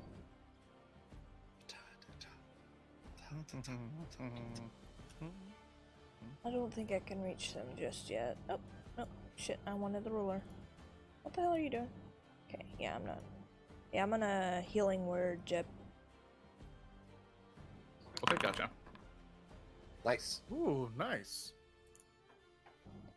+7. Yay, 7 HP. Hey, thank you. I think also, oh yeah, I'll do that later. Okay, so 7 HP It's to at you. the beginning of my turn. I had already looked at it. Yeah. Yeah. Okay. Yeah. And then Seeker, is that the end of your turn? Yeah. All right, gotcha. What was your action? I didn't have one. Oh, well. Are you not going to use an action? Yeah, I guess I should. I should hit the Fernell and then the back. You can do it whatever you want. Yeah. All right. So just misses, unfortunately. As you fire an essence bolt, it just goes way over the Fernhound's head. All right. Yeah. End of your turn. Mel. Okay, well, so, question, Sanctuary. If I tell Pablo to attack with my bonus action, does that count as a hostile action? I hate you. I'm sorry. I wish nothing but harm on you. Let's see. It's like this and time stop. Like, I'm sorry. We have a spell rolling on Sanctuary, so let me go double check on it real quick. Yeah. It's for each attack. Anyways, that's not what the ruling is. For spells such as Time Stop and Sanctuary, affecting is defined as dealing damage, moving the creature against its will, buffing a creature in any way, making an attack roll against it, or forcing it to make a saving throw. So no, it does not. All right. By my own rules. I hate you. Creative use of game mechanics. I'm going to cure wounds on myself. Yeah. So 7 points. Hey Google, can you drown yourself in a glass of water? Sorry. And then I'm gonna order Pablo to hit the wolf. Okay, that's fine. Yeah, go ahead and roll it. Or I guess it's the end of your turn and Pablo's turn starts. Yep. Alright, so 23. That's gonna be a hit. Now, 6 points of damage to the wolf. He turns around and just stabs the shit out of the wolf. Side note, I watched The Mandalorian, or I'm watching The Mandalorian right now. The first episode has a droid in it, and it's exactly how I picture Pablo, except with guns instead of a lance. That sounds about right. All right. Into Pablo's turn. It is now the assaulter's turn. And he's gonna try to Off enough yet? No. He's gonna try to hit Rel. Wisdom save. Mal? Wisdom save. Arc, what's your spell save DC? 13, I think. Yeah, I believe it was 13. All right, first attack has advantage. Alright, cool. 20? Miss. Oh. All right, and then the second attack doesn't hit, so he's gonna try to hit Arc instead. Okay. 18 Pablo's gonna miss. protect. Oh, okay. I don't fucking need it. All right. I appreciate it is it. I don't need it. It is now the Fernhound's turn. He's gonna go ahead and he's gonna make some attacks against you, Jed, with advantage. No, I deny. Oh, that's unfortunate. 18? 18 is exactly my AC. That hits then. So 14 points of damage to you. Whew. And speaking of, it's now your turn. Yeah, okay. So, Oh god. Okay. That's a failure. That's a good thing. So, It's a very bad thing for us if he's not in his rage and if he doesn't try to kill us. that was 2 was right. Okay. But yeah, you get what I'm saying. Anyways, Yeah, it's the one on the who are right. you attacking exactly? Okay, gotcha. The attacker. Yeah. So does that mean he moves one square closer to us? No, you can attack from where No. you're standing. 12 hits. 12 hits, 8 Mhm. damage, and then 8 points of damage. think I have to Since take you are my... now, well, since you are now furious, you get an additional attack. 19 hits, and then you can also use a bonus action to attack if you want to. Okay. Jeez, it just keeps going up. You just 29 you points just of damage. as the wolf bites down on you, it tries to pick you up, and you just grab it by the jaws and thrust it to the side. When you turn around, you bear hug this thing, and then use your arms to literally just rip it in half. And it just falls to the ground. I told you not to fuck with me. You don't understand. I'm not stuck in here with you. You're stuck in here with me. You're damn Fucking right. Rorschach shit. All right, Jed, that's the end of your turn, I believe. And now, while you're raging, while you're furious or whatever it's called, start of every turn you roll a whiz save, right? Or is it the end? Yes. No, it's the start of every turn. I Okay. basically, it's a whiz save to see if I have control of myself or if I just Mhm. rage out, Hulk out. Just for my purposes, I'm going to mark you with red, just to Okay, show that that's you are fine. currently furious. All right, it is now this friend hound's turn. He's gonna do a big chompy. 4 is a reroll. Oh, Okay. hello. Or He's attacking Pablo. Oh, okay. Not the robot. He does not have advantage on this. Ah. 17. Oh, that hits. Oh, that's gonna be 8 plus 7, which is no, I'm sorry, it's just gonna be 8. So 8 points of damage to Pablo as the wolf picks Pablo up, and Pablo has to like fight to get out of the wolf's mouth. I'm gonna. Sentinel attack. Yep. Yep. 20 hits, and that's gonna be an 8 points of damage. Is it not the 20? Actually, Yeah, he is yeah, advantage. it's a- Oh my it's- god, these yep. crits. There's a lot of crits today. Yep. 14 points of damage. Hey, keep critting, so I'm not the most crit thing in the whole campaign anymore. only it's because he gets advantage at the moment. Yeah. I think this is the thing. I think the players have crit less than Jed has been crit. For now. All right. Secret has turned me The into a wolf is god. pretty hurt. This is true. You have advantage on everything for the next minute, and it's not concentration, which So is long pretty as good. there's somebody within 5 feet of it. Yeah, which I mean, there is. Formation's important. Anyways, Pablo's on my Fernhound's exactly. Fernhound's turn is over, and Arcelion, as you lash out with the lance, you pull back, raise the shield, and get ready for another lash. What are you doing on your turn? I'm gonna hit him again. Okay, that sounds like a great idea. That's going to be a 16 to hit, which is a hit. The wolf is still standing, however, just barely. It looks really hurt.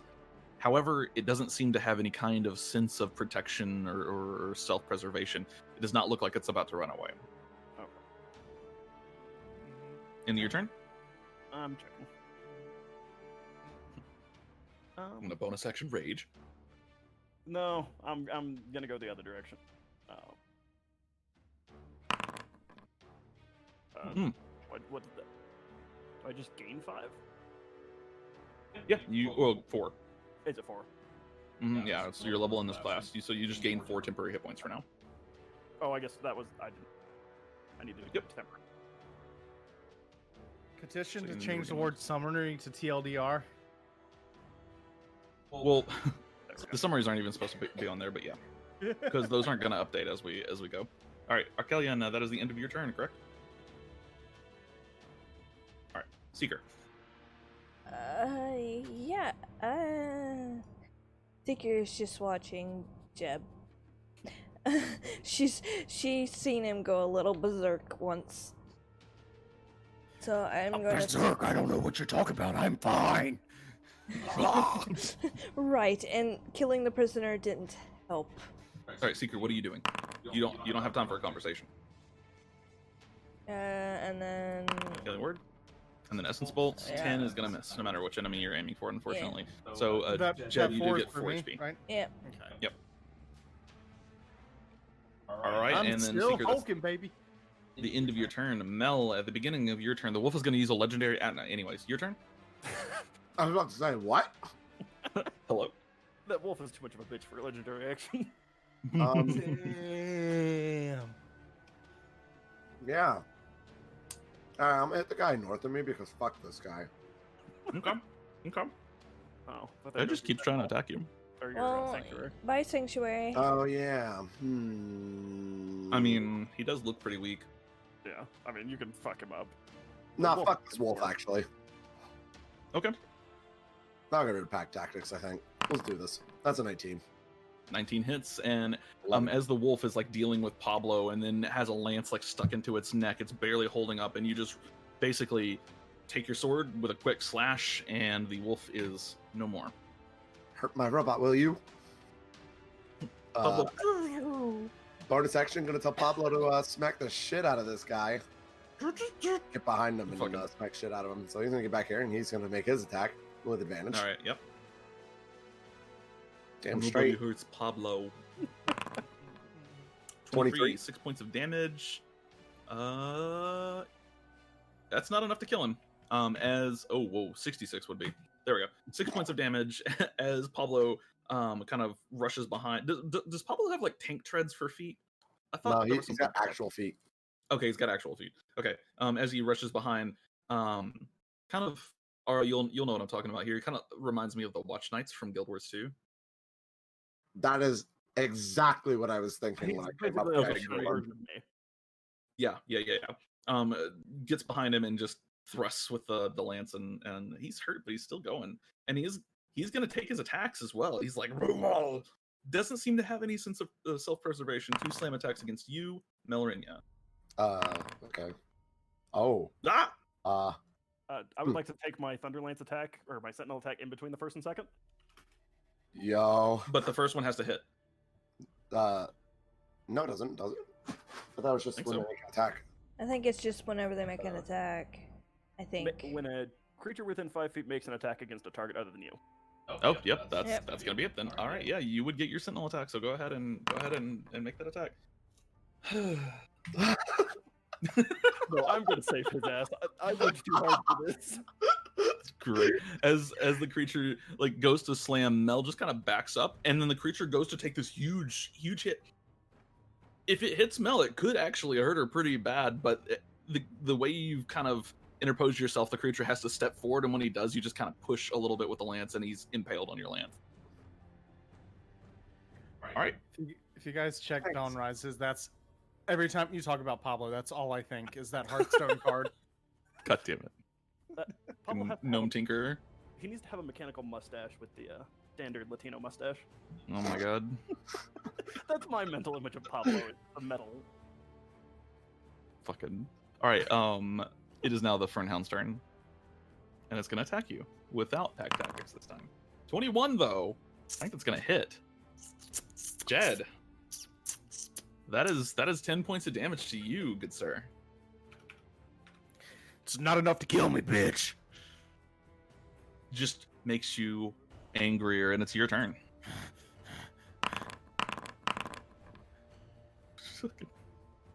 Okay, yeah, that's gonna be 19 points of damage to the wolf as you just go off on him. Not enough to take the wolf down, but you are now like physically moving the wolf at this point as he's trying to contend with you. He is not able to hold you back. Also, roll me a wisdom save, please. Oh yeah, sorry. You're fine. I mean, let's be honest. Either You still way, don't. like that's what's happening. But Yep. Doesn't alright. he succeed if he just meets the DC? He has to meet the DC, or He does. It's 8. Isn't is it it? 8?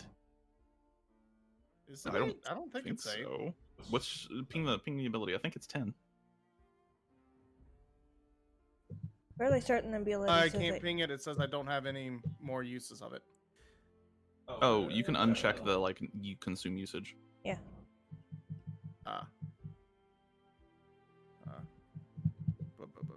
Either way, it doesn't change the thing. Well, it changes a lot. Do you succeed or not? There you go. Okay. DC 8. Yeah, I Yeah. succeed. Turn with DC 8 wisdom save. Is it always DC 8? That's what the thing says. Oh, that's really low. Okay, that's fine. Yeah, so you do succeed in calming the fury. You're still transformed and everything. It's just your fury is calmed. And that is the end of your turn. Okay. But is it really calmed? It's not really calmed. Let's be honest. A little bit. You're no longer out of control. You're pissed off, but not out of control. All right. So after murdering, the wolf and the other plant-based thing, I'm just pull my lance out of the dying plant and charge the fernhound. Make a dex check for me real quick. Check. Yeah. Ability check or saving throw? Just an ability check. Okay, yeah. You try to pull this fucking plant off of your lance. Not able to in the heat of battle, and you just turn around and start charging with it on your lance. Parts of it are already like falling away as it withers. So now you now have like the torso for this weird humanoid plant thing attached to your lance. As you rush down the wolf, make your dex. I still have advantage, right? That's true you do. Yeah, Yes, 22 you do. hits. That's going to be 8 points of damage to the wolf, and the wolf is looking really hurt. He's close to death at this point. Barely holding on. Ark, are you doing anything else? No. No, I'm not. All right, Seeker. Damn. Okay. Yeah. Seeker is gonna come up here, and she's going to cast Cure Wounds on Jeb at level Alright. 2. Really? Level 2, 6 health? Oh god. What the fuck? Man. Oof. You rolled a 1 and a 2 on those d8s. That's pretty How depressing. the fuck did that happen? Oh my That's god. the saddest thing I've seen all day, and I looked in the mirror. Anyways, so 6 health to you, Jed. Hey. And then, Seeker, what's your bonus? No bonus. Okay. Mel. If I rolled, it would get rid of the buff Arcast. Hey. Gotcha. So, question Hello. for future reference. Big If- answer. I have the Warcaster feat. If an Correct. ally runs away from me, can I choose to take an attack of opportunity against them, but then decide to use a healing spell on them instead? We have been through this, and no, you cannot. Okay. Yeah. Damn. All right. There was a whole Warcaster Sentinel seminar last time. It specifically calls out hostile creatures in Warcaster. Yeah. I need to make a character with split personalities that only takes over when allies move away from me. All right, hold on. I'm going to right click. Rel is secretly a bell. Ban Ara. Or I just need to hit you with my shield on the way out. No, requires a hostile creature, so none of that shenanigans. Okay. All right, what are you doing? I'm gonna run up behind Arcelion and cry because I don't have any actual ranged things. Do you not have a crossbow? I do, but then I have to pull out a crossbow. So I pull out a crossbow. Anyway, so I started blasting. Anyway, so I just started blasting. Yeah, 7's not going to hit, unfortunately. You don't practice as much with a crossbow, and as you like go to fire, it just goes wide. All right, that means the Fernhound gets another turn. Side note, Danny Oh is wait, bonus apparently action. I'm gonna have Pablo move. Oh yeah. awesome So guy. what was your? Who? I just said Danny DeVito's an awesome guy. Oh yeah, he's pretty cool. All right, Pablo can do things, but does he have the Yeah, he has movement? 40 feet. Pablo has 40 feet. Fuck that. Okay. Yeah, you could have put him between Jed and I. Right. Actually, Stab. yeah, no, you're right. Yeah, that's a good idea. All right, so yeah, Pablo's gonna stabby, rip, stab. Okay. Round. Boom. There we go. That's a 14. 14 is just a hit. Hey, nice. 5 points of damage. Does Pablo want to do this? Oh fuck yes! Pablo's just gonna run up and just like, you kind of look in his eyes and it's like that stand aside, mortal, and then just like literally ram his sword, like his fist sword, like up through the fucking wolf's like the bottom of his jaw. Fucking beep boop. Fuck the squishies. All right. As Pablo rushes the wolf down, the wolf is just about to bear down on Jed again, and Pablo sticks the sword through the wolf, ending this wolf's life? Question mark? Not sure if you can use that term here, but yes. I was hoping for another sentinel kill. Ooh, somebody's lucky. Oh, thank God. You had already ended your fury. Oh, but you started your At the turn with. start- Yeah, Oh, yeah. That's okay. That's why it's 8. yeah.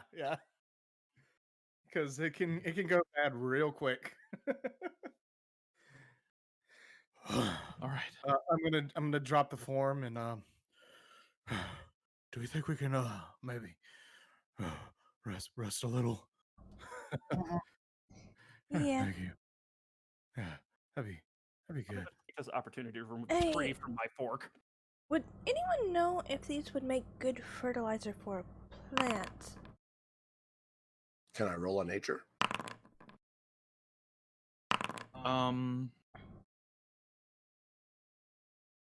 Yeah, you can roll nature if you'd like to.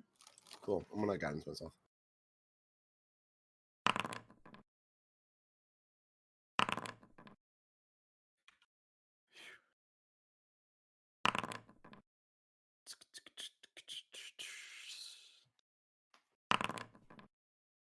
All right, mine's on 11. Nice. Mine's up 15. What are we rolling? Sorry. Give me 1 second here. I asked if they would make good fertilizer for a plant. I'll roll that nature check. Also, is the whatchamacallit, the weapon that the big one was using, or the specialized weapon, is it staying around or is it turning into a plant? No, it withers away. It seems like it was part of the plant creature's body. Okay. Yeah. Feels bad, man. I really wanted to use that. Oh, it would have been a strength weapon anyways. Yeah, I cast Gentle Repose. It doesn't work on plants. Has to be a corpse. This is an object now. Wait, hold on. Oh, I ignore that. Deception. Deception. I didn't mean to hit that. Can I deceive you into believing that it's... Yeah. Listen, I deceive myself enough to know that this is some bullshit.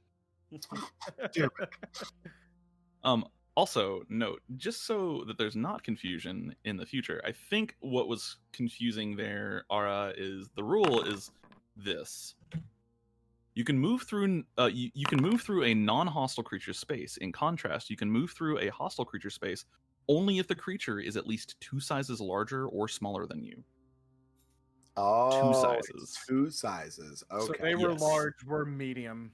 Correct. They are size above you. They can efficiently block you at that point.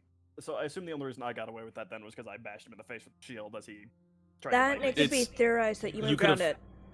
No, the only reason you got away with that is because you could move around it Oh, okay. and without taking attacks of opportunity or Fine. anything. You weren't in range for other stuff. Good way.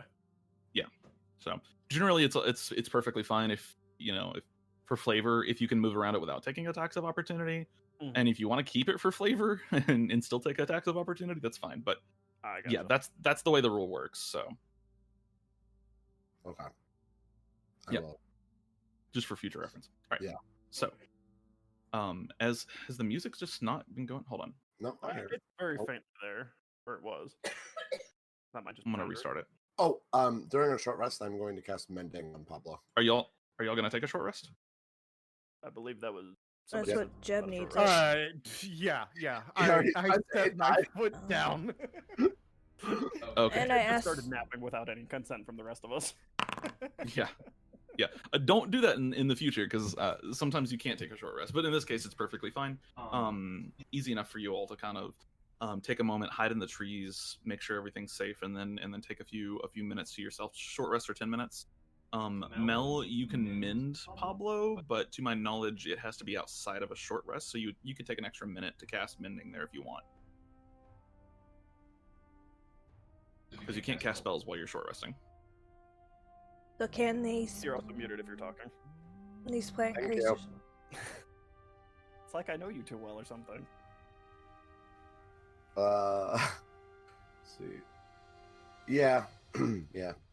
I'll take an extra. Okay.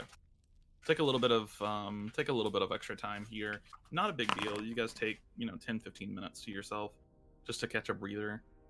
keeping an eye out for any more of these plant creatures. You don't see any. Oh, wow, that goes exactly how much. Are I you needed. gonna answer me if they're a good fertilizer or not? So yeah, I mean, you guys just started taking a short rest without getting an Sorry, answer, so- I had asked and then I thought I heard your answer, so that's 100% on my fault. I Well, apologize. that's fine. I was just talking to Eve. We did roll nature for it. Yeah, too. I know. So in this case, yeah, more than likely it would not make a good fertilizer, as whatever they've turned into doesn't seem to be of a composting. It's not good composting material. Whatever this is, it's oily, and you think just looking at it, it might poison whatever you try to fertilize with it. More than likely, this is not normal plant stuff. All right, just making sure. If you guys had let me, I would have done Song of Breath, so you would have saved a hit die. That's fine. I mean, I'll Do still it. let you.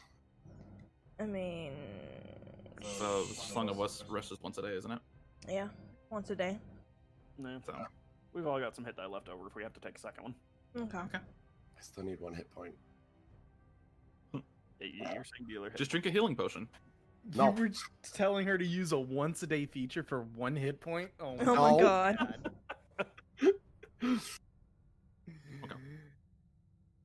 As a short rest comes to an end, you all catch a breather. The plants have been defeated, and you seem to be in relative safety. We'll go ahead and take a break. Okay. Good, I need to. Go to the bathroom, get something to munch on, whatever you gotta do. Yeah, I'll be back.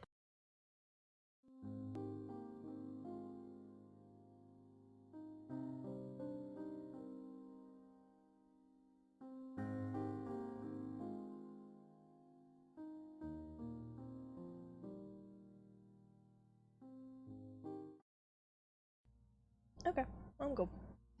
Right.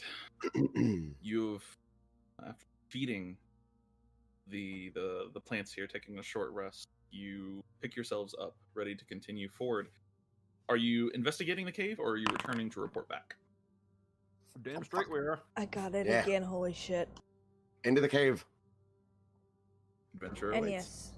yes. Huzzah! Let's go for Hey, it. There's a chance that crap on the ground is mithril. I mean, we're it's going. possible. All right. As you proceed down into the cave, you do note that your first assumption was definitely correct, as the glint of metal that you had seen was indeed mine tracks for like mining carts and such. You also see several abandoned mining carts within this mine, and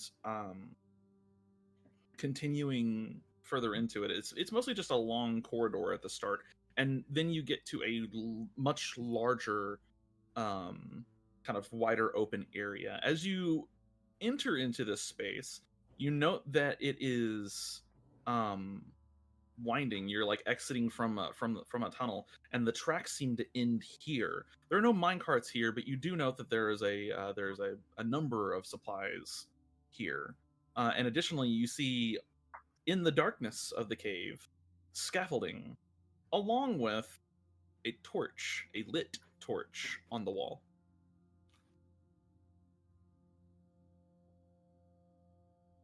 Lit, you say? It is currently shining light. Oh, Seeker does relay the information that people had come here recently. Yeah. I figured.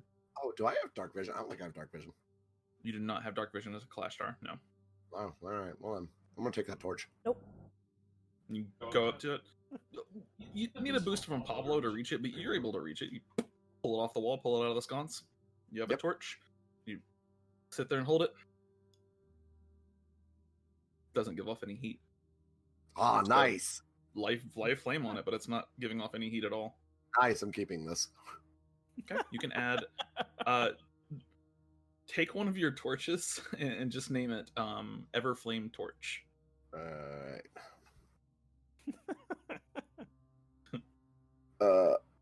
Wait, where is it? I lost it.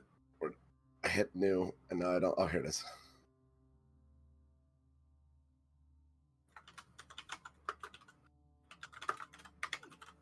Oh, and I guess I replace the I give one of my torches away to it. Oh, okay, you replace it, Yeah. but you like put an unlit torch in its place. Yeah. Okay, excellent. So you now have an unlit torch in that sconce and a lit torch, but one that doesn't seem to contain any actual fire somehow in your hand. Yeah, this is mine now. I'm gonna walk up to the unlit torch and use my blue flame spear to reignite. Oh it. yeah, easy enough. Like a little candle lighter. Just tap it with the tip of the lance. Yep. The Make it And melt plants, into it. the plants when they came at us, they came out of this area, right? No, they No. didn't come out of the cave. They came out of the woods around the cave. No. I was pinging a spot on the map. Sorry. Oh, sorry, I'm off the map. I'm looking at a different map right now. Yeah, they came which out area? of the woods to the right of the cave. Yeah, pretty much, kind of like out of this area and out of this area. Like there's a big hill back here. Gotcha. Hey guys, I would be very careful. I don't think this was placed here by the things that we came across. I'm fully aware. There were people here recently that came in here.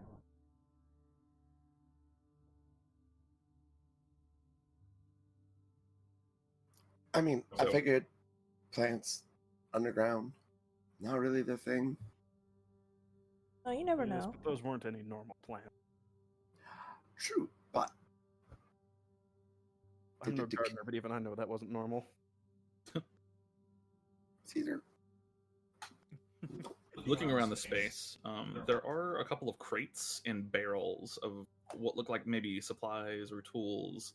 And there is scaffolding not terribly far from you with a ladder that leads down to another level of this kind of wider area. I'd like to go explore down below. me too. All right, lead away. Okay, as you Where are let you me go going? grab a Okay, bye. token thing real quick for my own purposes, my own porpoises. That's a whale. I'm just gonna use her. Wait. For now, we'll use her. This Why does compass nothing only work? points in one direction. This compass only points in one direction. Yeah, it points north. God damn it. That was one of Ara's characters in What Lies Below was frustrated that the compass only points in one direction, and we were like, bruh, No, so I was compasses making an only point one example. direction. Listen, none of us are really good at navigating or know how to work. Yeah. And shit. And he was like, we have a compass. I'm like, yeah, a compass only points one direction. This is fucking excellent. I was just My like, point was made. I am It was terrible funny. at navigating. God, it's fucking hilarious. As Jesus. as you go and begin to kind of investigate this area, the scaffolding is not especially well made, Oh boy. but it's sturdy enough. You kind of step on it, and you hear some creaks and cracks. Especially with you, you're fairly large, but The heaviest And person in the party heavy. by a long shot. by a long shot, yeah. You weigh like 250 pounds or something. It's more. I think it's closer. I think it's closer to 375, 400. Oh God. Okay, Let me. that's huge. Yeah. Let me pull it up on D&D Beyond because I think I intentionally made my character as heavy as possible for Warforged. Tell me the actual weight you gave him then. Oh God, you're going to die. Pablo's sheet changed again. description. Did it really? Wait, what? Okay. I only gave him 310. 310. Yeah. Roll me a D100, Arc. Sure, why not? Yeah, let's just give you a % chance for this to. I rolled Okay, a 90. 90. That's a. Arc, you're pretty dense and you're pretty heavy. The wood that makes up the scaffolding, number one, appears to be old. Ow. Sorry. It is holding you, but you do not know how reliable that would be. So as you step on the bits of scaffolding, there is a ladder downwards. Are how there much any does kind Pablo of loopholes in the wall or anything that I could put a rope through? No, not up here. There are some stakes, some like metal stakes. What do you call those things? Pythons in the ground. Pittance. It's Python. Pythons in the ground at the bottom where like the scaffolding starts. If your rope's long enough, you could potentially use those to scale down instead of using the ladder.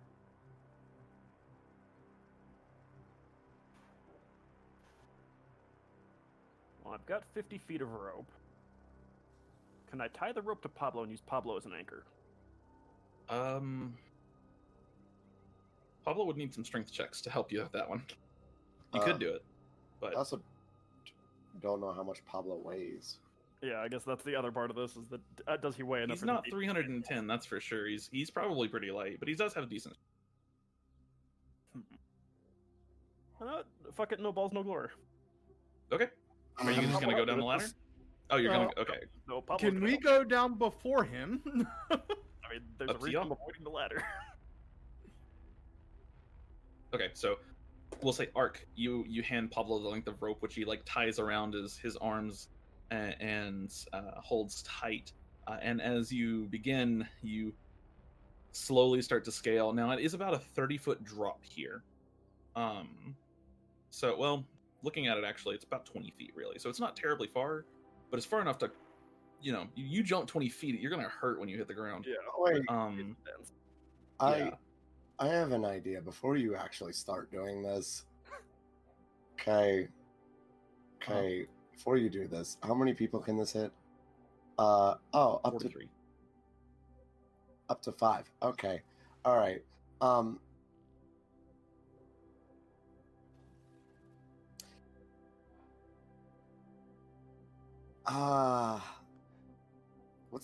Is this an action? Or it is an action? Oh, it's a reaction. Oh, fuck yeah. Okay, never mind. You do your thing. Featherfall. All right. Begin the scaling. All right, you begin the scaling. So Arc, you begin to drop down. Roll a strength check for Pablo, please. All right. I guess I'll let you do that. You have 19. It is kind of a scary moment because Pablo does lose grip for a second, and it drags him, but he gets good purchase on the ground and begins to level out, and you're able to scale down without any real issues. You reach the bottom. Are the rest of you following? Are you using Pablo? Are you using the ladder? Oh, I'm using the ladder. Yeah, Okay. I think I'm light enough to use the ladder. Who here weighs over 250 pounds other than Arc? Not me. That includes the gear that you're carrying. Oh, if it includes the gear that I'm carrying, I'm close to 500. Yeah, I know.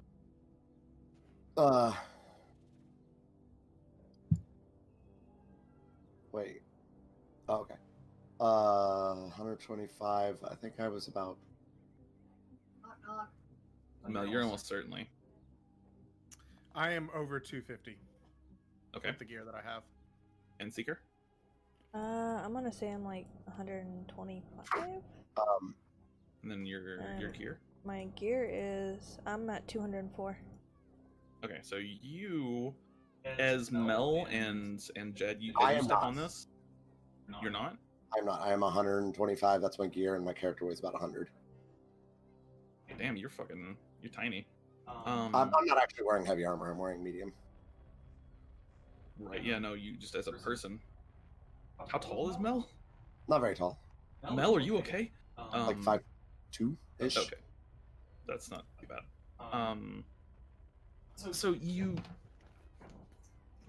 Mel, the wood kind of bends a little bit. It's very old wood, and it's kind of moist in here, and so the wood is not holding up well.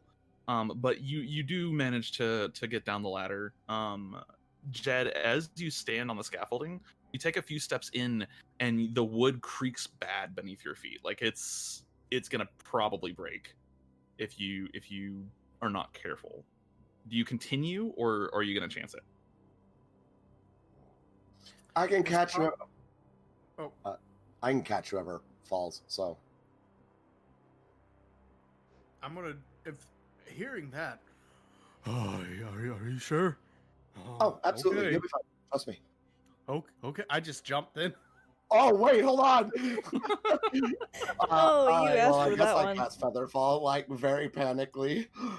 Okay, you just jump off as Arc hits the ground. Mel, you get to the bottom of the ladder, and then Seeker, you're still standing at the top, and Jed like takes a few steps forward, and the wood, like some of the wood kind of splinters a little bit when he steps on it, and he just kind of looks at it, and then just Mel shouts that out and just whoop, jumps off the edge. Mm. Jed, for a second, you're in free fall, but almost immediately you start falling really slowly. It's not super slowly; it's still 60 feet around, which means that you hit the ground in about 2 seconds. So it's 1, 2, hit the ground. But that's still 2 seconds for a 20-foot drop. God I've damn it, done that's a good slow reaction. mo. I've done slow-mo mode on bunny hop servers before. There you go. So yeah, it's slow, but it's still not super slow, and it does kind of shake you a little bit still when you hit the ground. But you do hit the ground safely, and everyone else gets to the bottom floor safely. You're now in a bit more of an expansive area, or I guess it's less expansive actually, because you're now in this like large corridor. The walls here are stone; they've been carved out by stone tools, and as you continue to explore down it, it's lightless other than Mel's torch. Some of you have dark vision, which is useful, and I can see in perfect color. here, yeah. So I can see. That's it. I can see. I can show you the. As you reach the end of this kind of area here, it does open up again into another larger area with about a 10-foot drop. There is a small ladder. If you want to use it to get down, you can also jump the 10 feet, take a d6 damage. It's up to you. Does this ladder seem sturdier than previous ones? Yeah. No. Hmm. I'm gonna wait and let anybody smaller than me go first this time. Yeah, I'm going. Okay. All right, Mel, you go down the ladder. It holds up. Jed, you go next, or Seeker? Yeah, I'll go next. Seeker. Yeah. Okay. Seeker, you go down the ladder. No issues. Jed? As you... Ark, do you want to go first, or? How about I hold the rope and I'll use my weight to hold me back, just in case you fall. Oh, okay. Yeah. You tie this around your waist, and I'll hold on to it till you're at the bottom. Okay, there we go. We have a plan. Okay. So I wrap the rope around me, and then I'm going to try to use the ladder. Okay. As you descend the ladder, it's only 10 feet high, so it's not the highest, but can you go ahead and roll me just a D100, please? A D100? Yes. Can I interest you in a 91? You can, yeah. The ladder holds up. It's creaky and it's kind of bendy for being solid wood, but it holds up. Yeah. All right, and Arc? I've walked across a bridge at 5,000 feet over the sea level. I Nope. understand how this feels. Yep. Is there any stalagmites or anything nearby? No, not really. So it's just kind of flat. Yeah, so it's basically like a slightly sloped drop, and there's a ladder kind of just haphazardly placed up against the side of this slope. Nothing for me to wrap the rope around and leave the tied end to Jed. As a Not up here where you're at. No, it's completely blank up here. There's rocks and stuff, but there's nothing for you to tie a rope around necessarily. I also if you have any wouldn't say pythons, yes to that. I'm also, well, I guess I'm just going to go for breaking the ladder. okay, start making your way down the ladder. Arc, roll me a d100. 43. Yeah, I think we just lost our ladder, folks. About the third rung down that your feet hit, the ladder breaks, and the momentum of your foot falling through that sends you just kind of almost slow falling down through this ladder here. You're going to take a little bit less damage. You're going to take half damage here because you were using the ladder. You didn't just jump off. But that's still going to be 2 points of bludgeoning damage as you fall to the bottom of the ladder. You don't land prone. You still land on your feet. Anybody that's ever fallen 10 feet knows how that feels. It's unpleasant, and it can break a bone if you land wrong, but It's not the worst thing in the world that can happen to you, You especially when you have still something like a feel your- ladder. You still feel your heart in your throat, though. Oh yeah, it hurts. It hurts, and you feel your organs like mush up into your. Listen, I've not fallen down a ladder, but I slid down a ladder completely. The second my feet hit the ground, I knew I made a mistake. So Now, I guess the question here is the guardian field that I had up from fighting the plant people enough of an airbag that I don't actually feel it? Or do I take yeah, but actual- you wouldn't actually feel it because you did have 4 temporary hit points, so those are, 2 of those are still remaining. Oh, I guess I only took half of that. Yeah, so. The ladder, however, is not functional anymore. And you will have to find another way back Yep, up. and I've noted that you killed it. Yeah. I'm aware that my fat ass is capable of breaking flimsy wood objects. There's a reason I Mood. prefer metal. So as you all enter into this space below, what you see is a winding tunnel that has been carved out of this solid stone, and this is just solid stone. You haven't seen any like large deposits of anything yet. You do see areas. Those of you that have any kind of history with the dwarves of Hyphane or any kind of like stoneworking or mining history, you do see areas where ore has been stripped away. So there was some kind of ore here that was being mined. But you also see, curiously, a set of barricades set up. These are barricades set up from this side, meaning they're meant to defend against oncoming intruders. There is a split in the barricades, and one of the barricades has been shattered and broken. Seems as if we're not the first ones to come down here. Could have been the group that just recently came through. I'm not sure I trust it. Well,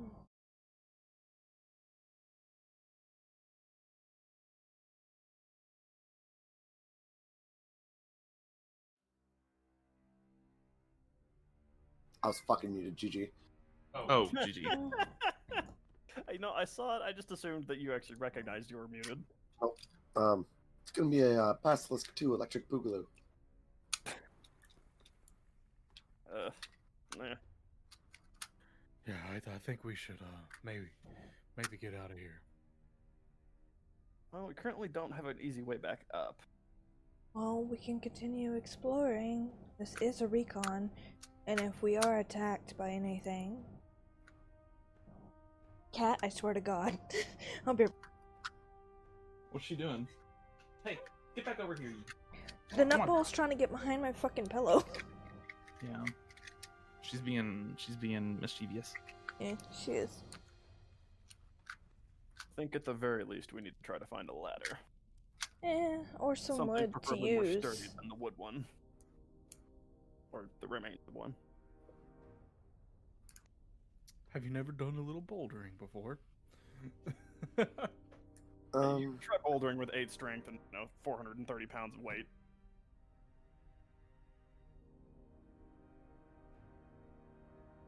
I mean, I pretty much will be.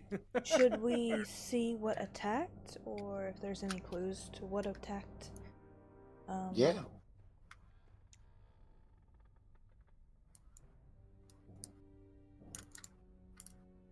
Can you describe this room Sure. again? So you've descended into a wide open space with carved walls. You can see areas where the walls have been stripped away for ore.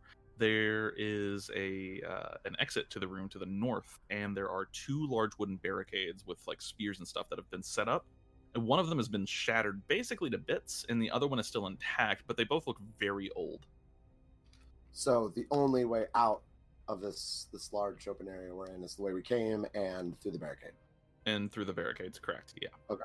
Right. There's also torches in the walls, but none of them are lit.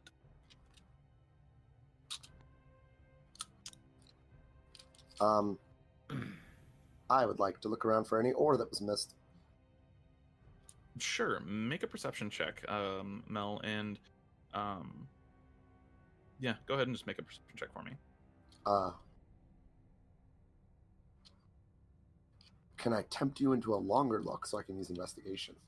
If you would like to use more time, you certainly can. Is everyone okay with that? I'm good with it. As long as we keep a lookout, yeah, sure. I'd also like Taking- to investigate for ores. Sure. Taking a good. I'm keeping lookout. Yeah. Gotcha. Taking a good 10 minutes here to just keep lookout and look for ore. Go ahead and roll me investigation checks, please. Can I guidance myself? Sure, of course. Cool. We're the Wow. most unobservant pair of engineers you've ever seen.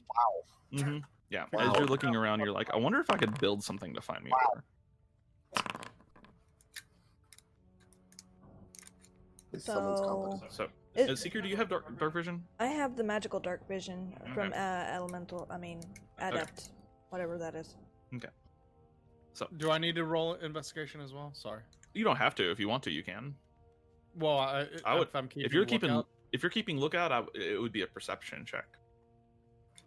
Okay. Okay. Yeah. So, and Jed, do you have dark vision? Yes. Remember we discussed it before the. That's right, thing? yeah. I got have the 120 feet. Yeah. So does Jed. Yay! Yeah. Jed has Eldritch Adept. Don't forget you can see in colors okay. too. Yeah, you have perfect dark vision. All right, so 7 and 7, Arc and Mel, looking around the room, you don't see any ore or any trace of, huh? Mine was an 8. Oh, that's right, you had guns. Yeah, you don't see any ore, trace of any ore left behind. In fact, there's not really much in this room. It's just the torches, the dead torches, and then the barricades. Oh, what about Seeker?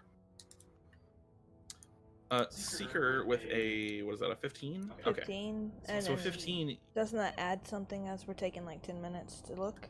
no, because the investigation check itself takes like 10 minutes. Okay. Yeah, taking time only affects certain things. And so in this case, yeah, Seeker, you looking around the room, you don't find any significant amount of ore, but you do find a small bit, and a small rock that kind of glints a little bit in the light of Mel's torch here. And as you pick it up, you do look, and it's got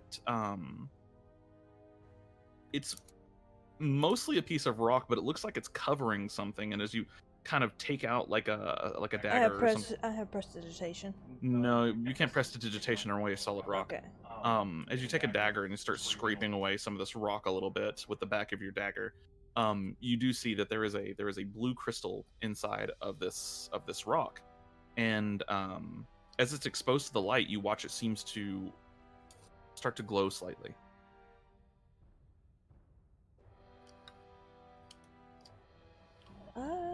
Anyone know what this is? Can I make a check? Yeah, same. Make Arcana checks for me. Cool. I'm a guidance myself. Sure. Arcana, right? Mhm. Oh, okay. 16, 22, 19. Hang on. Okay. I mean, I guess. Sure. I'll. Sure. Go nuts. That feels appropriate. Jed, I would also, with your background and your history as well, you can roll a history check here if you'd like. Ooh. This is to determine if you've ever encountered this rock before. 13. Okay. A little better. Yeah. So 22, 23, 16, and a 13. Arc and Jed, you really have no idea what this is. Seeker and Mel, you know that this substance is definitely magical in some way. It has like an innate property of magic to it. And it is possible that this is a type of focusing crystal. You know that focus is going to occur naturally, but you don't know the specific types that can. And so you don't know what type of focusing this could be, but it's probably some kind of focusing crystal. The only other thing that you could think of is maybe this has picked up some kind of ambient magic from within the cave, and it's just normal like quartz. I could identify it and try to figure out if there's any attributes to it. If you're okay with this. Sure. Yeah. Okay. Yep. You gonna identify it? Yep. Are you using an action? I have to ritual cast it. You don't have to, do you? I don't want to waste a spell slot. I only have Okay. 2 first levels and 1/3. Okay. Take another 10 minutes here. As she sits with the stone for a second. You have the pearl for it? Yes, I have the pearl for it. Okay. I bought it already. Gotcha. As you pull out the pearl and sit with the stone for a minute, you finish identifying this crystal. You don't get much information out of this identify, mostly because the crystal itself doesn't have any real properties to it other than the fact that it glows. And specifically, it only glows after it's been exposed to light. Maybe it's an ambient light source that charges? It seems that way.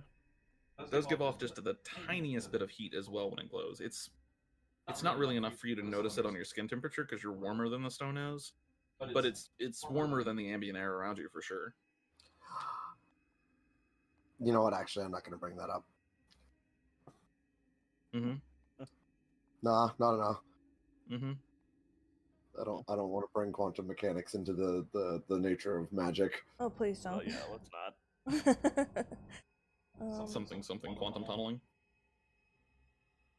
Well, we can look for more as we look for materials to make a ladder.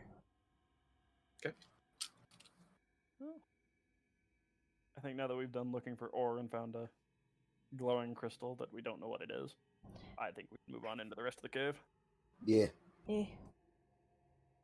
Moving on into the rest of the cave, you move past the 2 barricades where you follow a small path before you reach another small drop. This one's only 5 or so feet, so it's pretty easy to just lower yourself down or jump down one of the 2. But as you do, off in the distance, you do see blue glowing lights, and you see that there are exposed gemstones of the same kind within the walls themselves. As you walk past them, you walk past another shattered barricade. There are marks where these gemstones have been mined out, probably in excess, and there's a few left behind, not many. But as you follow this winding tunnel of this cave, you do see them still fairly frequently. You reach another drop. This one, again, only about 5 feet or so, and easy enough to lower yourself down with. And as you finally reach this huge wide open space, before anybody lowers themselves down, kind of just surveying out in this area, you see a space that is probably about 20 feet wide, maybe 30 feet wide. And within this space, there are 2 exits to the cave itself.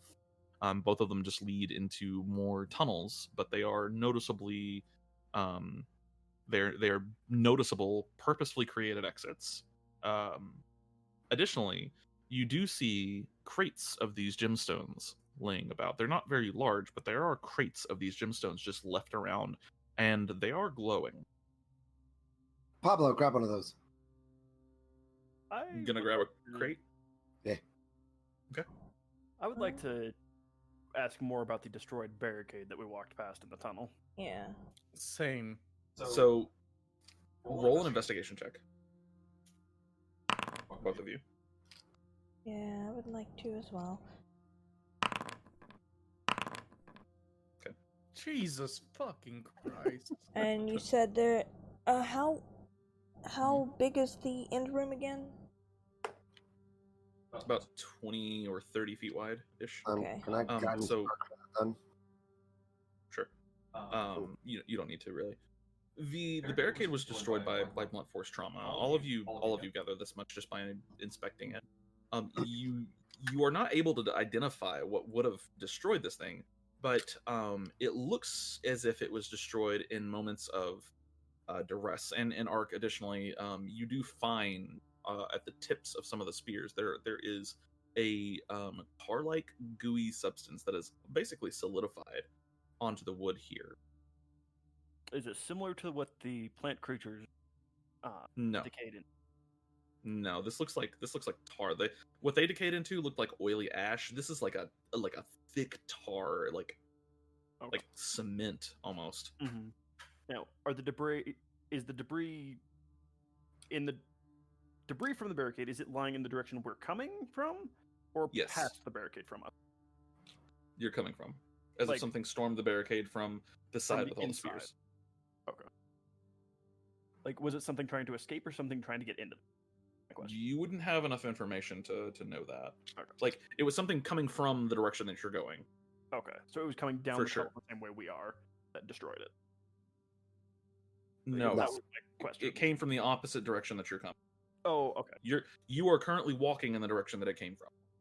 I gotcha. Okay, that was my question. I was just trying to ask. Yeah. Was it coming out or going in? Gotcha.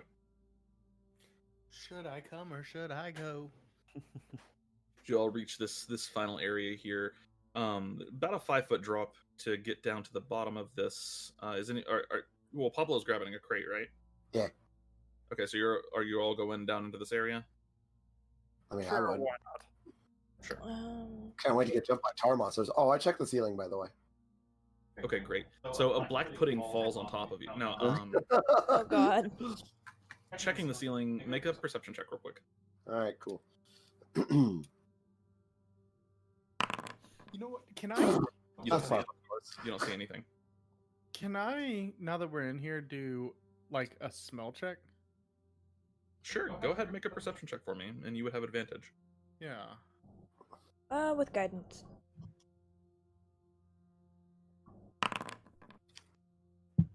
And then a d4. Yep. Okay, 17. Taking just kind of taking a moment to kind of attune yourself to the general feel and smell of the cave. You get all the normal scents that you would expect from a cave. There's with your sense of smell here. Number one, you know that there's running water in this cave somewhere.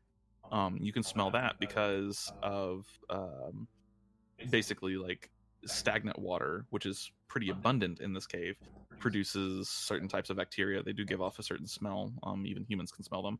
Running water, however, you can hear, and also actually has a little bit of a different effect on the air around you. There's running water in this cave somewhere nearby. There is also stagnant water, but it doesn't seem as close. And hearing, let's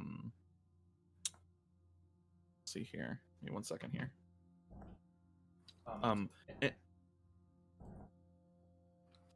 You hear. Oh no. How to best describe this?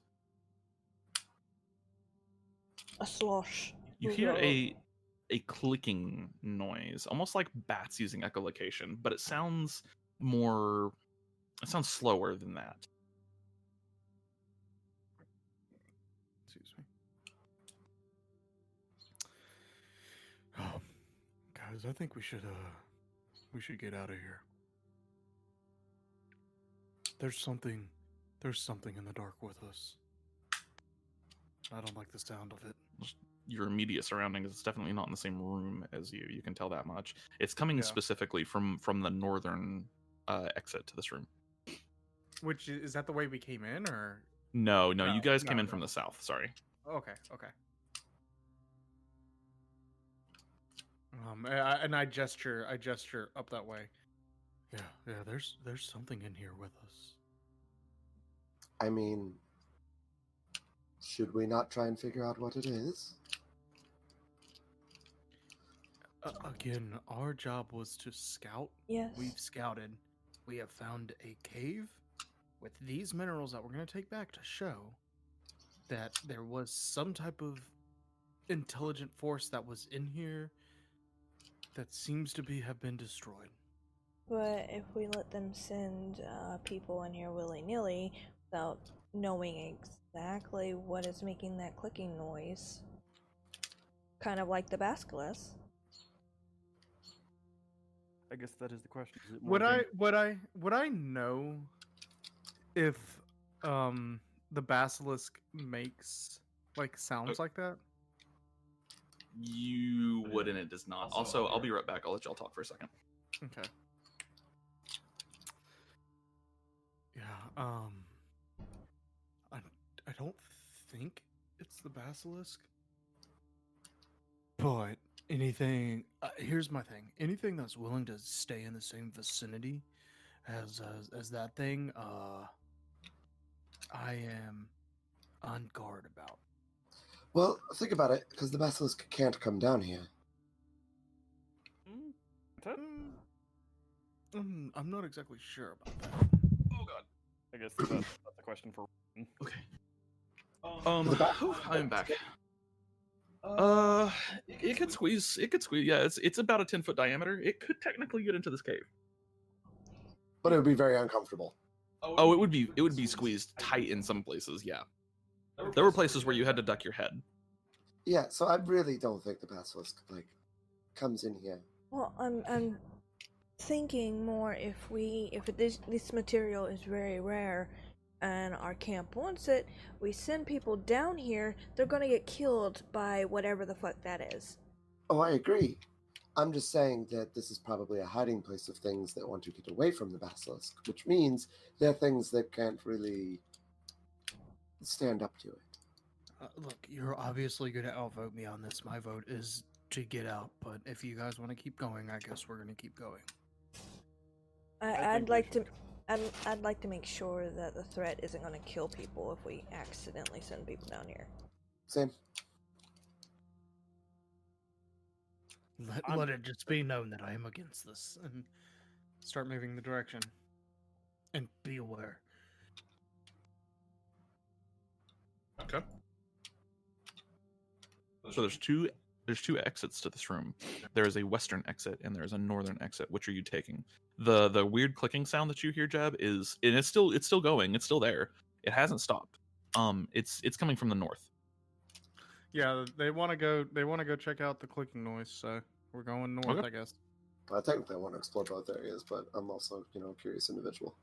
Well, there's only two. The way we came and forward. No, I'm sorry. So specifically, there's 3 ways out of this room. Gotcha. There's the way you came, but there's also 2 other exits. So you came in from the south. There's also a north and a west. Gotcha. Sorry. You begin to head towards that direction, and Jed, your hearing is pretty acute here.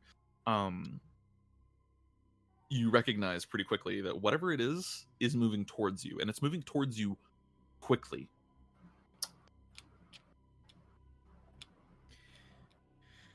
Okay.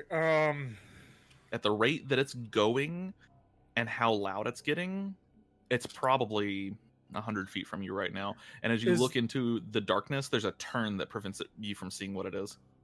Is there large rock that we can get behind, something like that? There's a crate. It's about 5 feet by 5 feet. One of you could probably hide behind that, but other than that, no. There is the entrance to the other exit though, which would hide you from view of anything coming from the north.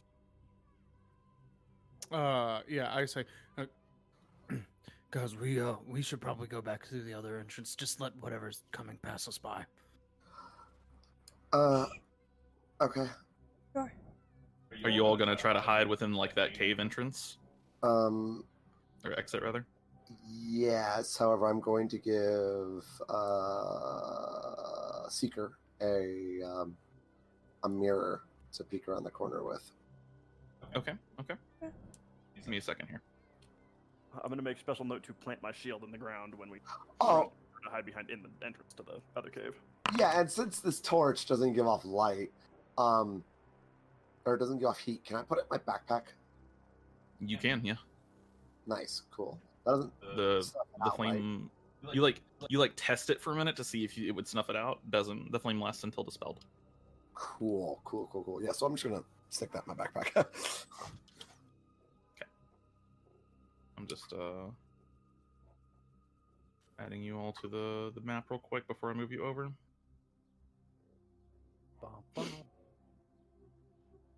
Done. Da, da, da, da, da, da, da, da, da. Wait, hold on, not the same song. No, it's not. Okay.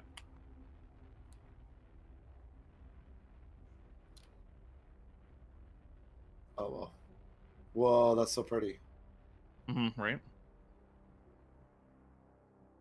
It is Is pretty. this is one that you've made, yeah?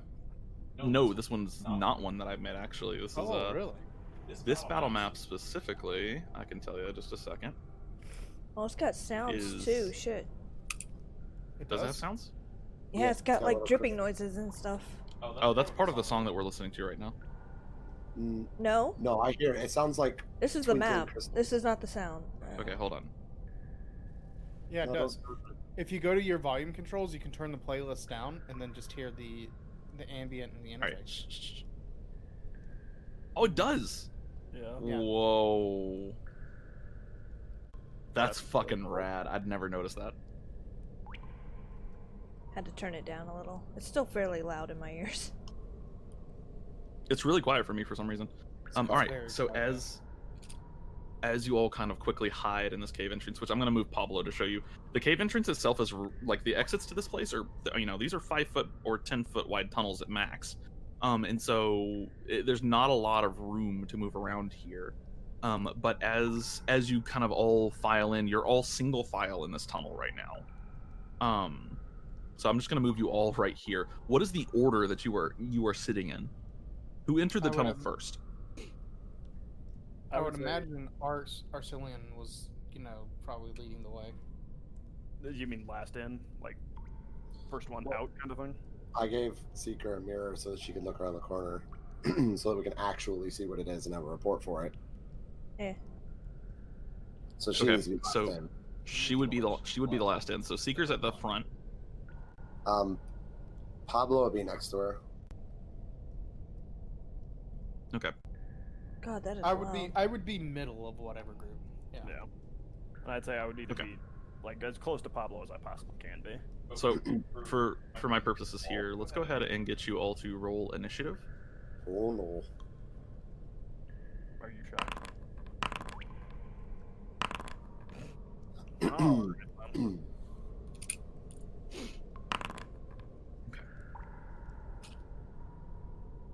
As you all hide in this cave. Oh, also, all of you roll me a stealth check, please. Those of you in Oh, heavy armor, of yes. course, make it a disadvantage. Yes.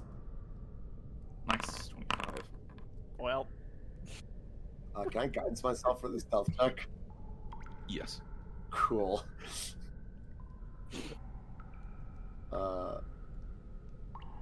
Stealth. that 4 is bringing down the average real hard. Just a little bit. Oh, It's okay, that- though. Didn't want me to.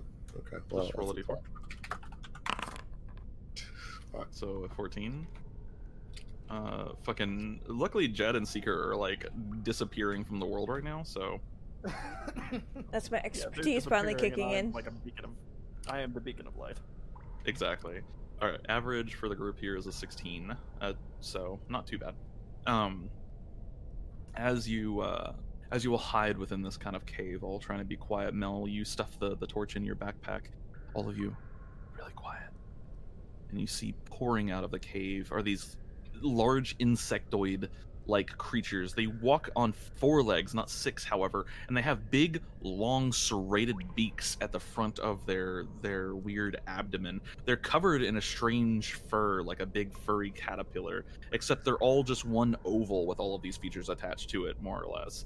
You see 2 huge eyes, one on either side of their ovaloid body, and the eyes bulge out weirdly, almost like rearview mirrors on a car, so that they can look in multiple directions, like chameleons almost.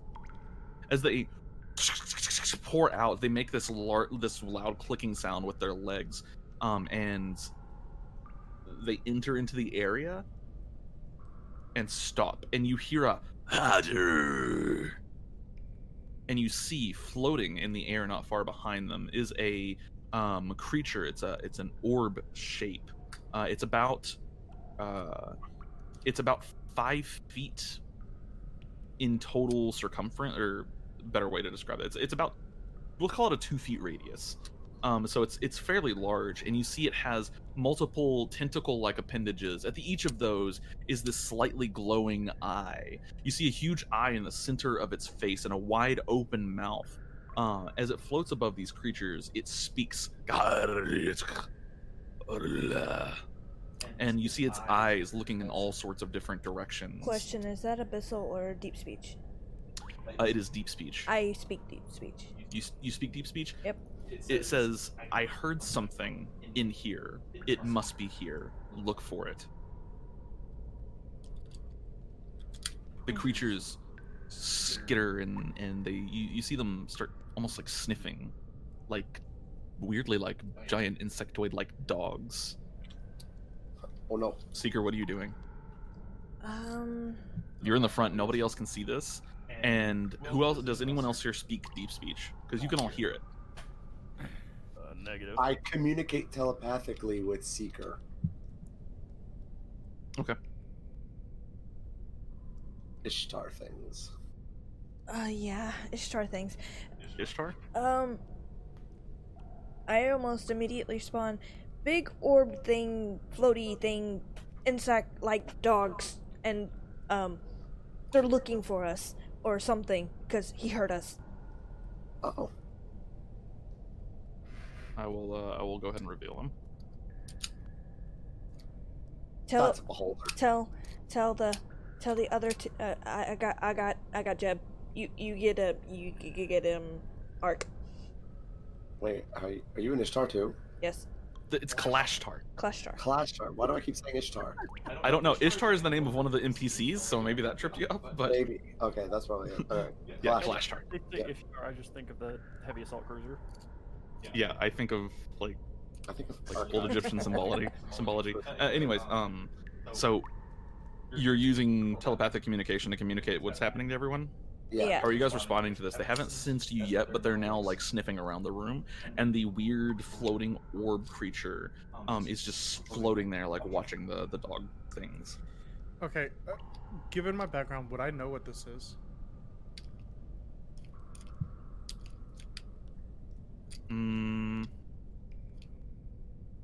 Exactly what would your background have to do with this necessarily, though? Just like as a monster hunter?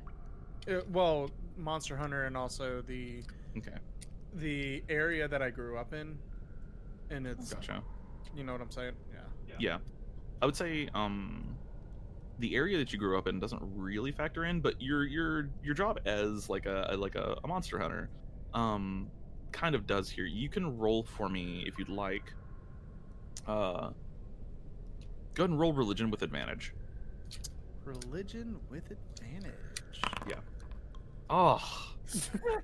You have heard, so just because of your background and what you do, you do know a little bit about this. You don't know specifics, but you do know a little bit here. You have heard of, and you've even probably encountered one or two cast guidance, reveal our location. You've heard of Beholderkin, and you have probably even encountered some gazers in the past. This looks a lot like a gazer, but it's much larger.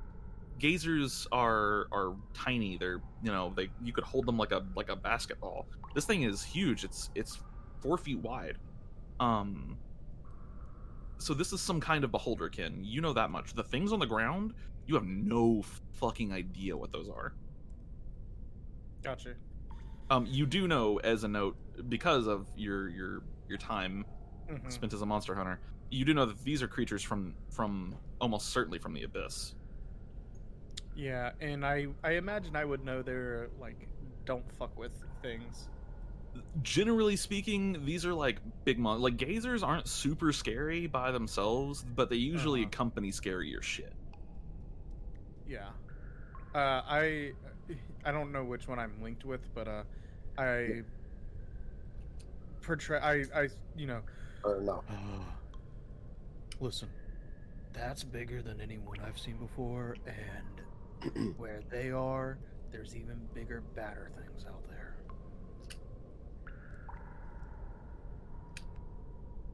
A few more moments pass. One of the weird bug things on the ground it approaches where you all drop down at,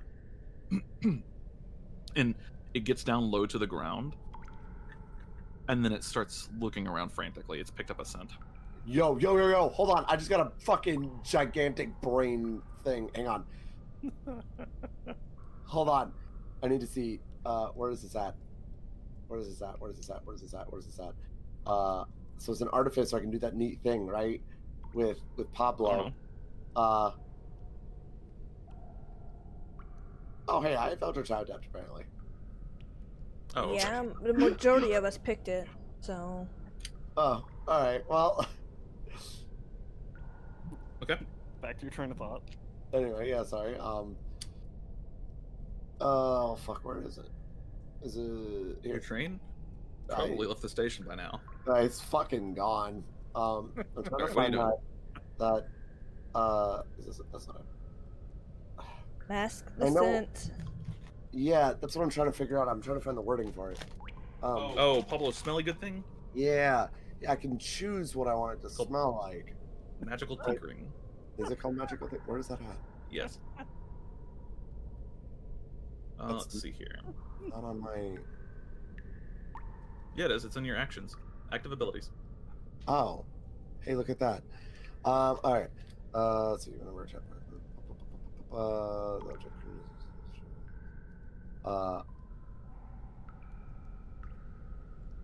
Yo, I communicate. Okay.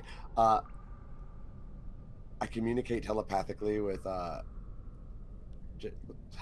what's his name? Jed? Yeah, Jedediah.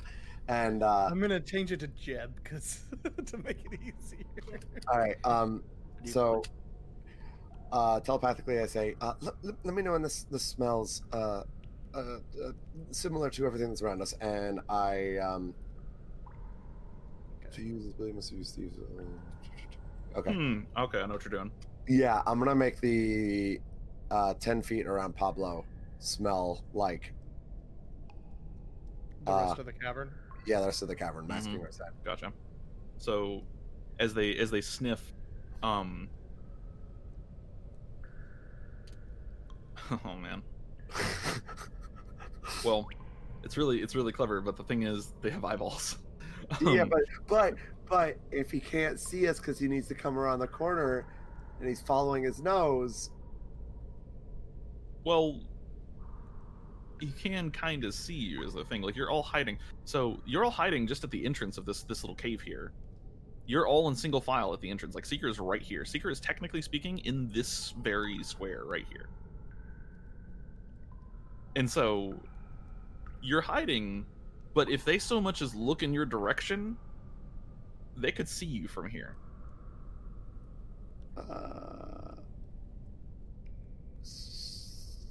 I think it's time to smash. All right. Well, It freaks out for a second and like We don't necessarily have a choice. We're kind of backed up into a corner, unless we want to back up more. you could Can I throw continue going down. like pick a rock and throw it against the other wall? Yeah, you could quickly like grab down, just bend down, grab a rock and throw it against the other wall. It impacts, and you watch as the weird bug things kind of scatter over. That wind chime noise is really annoying. As the bug things kind of scatter towards that area, and they like sniff and look at the rock, and then kind of look around for a second, like confused. As I did, I would communicate, like, tilt my head back and be like, yo, let's move more down that way. Are you gonna go further down the cave? smash.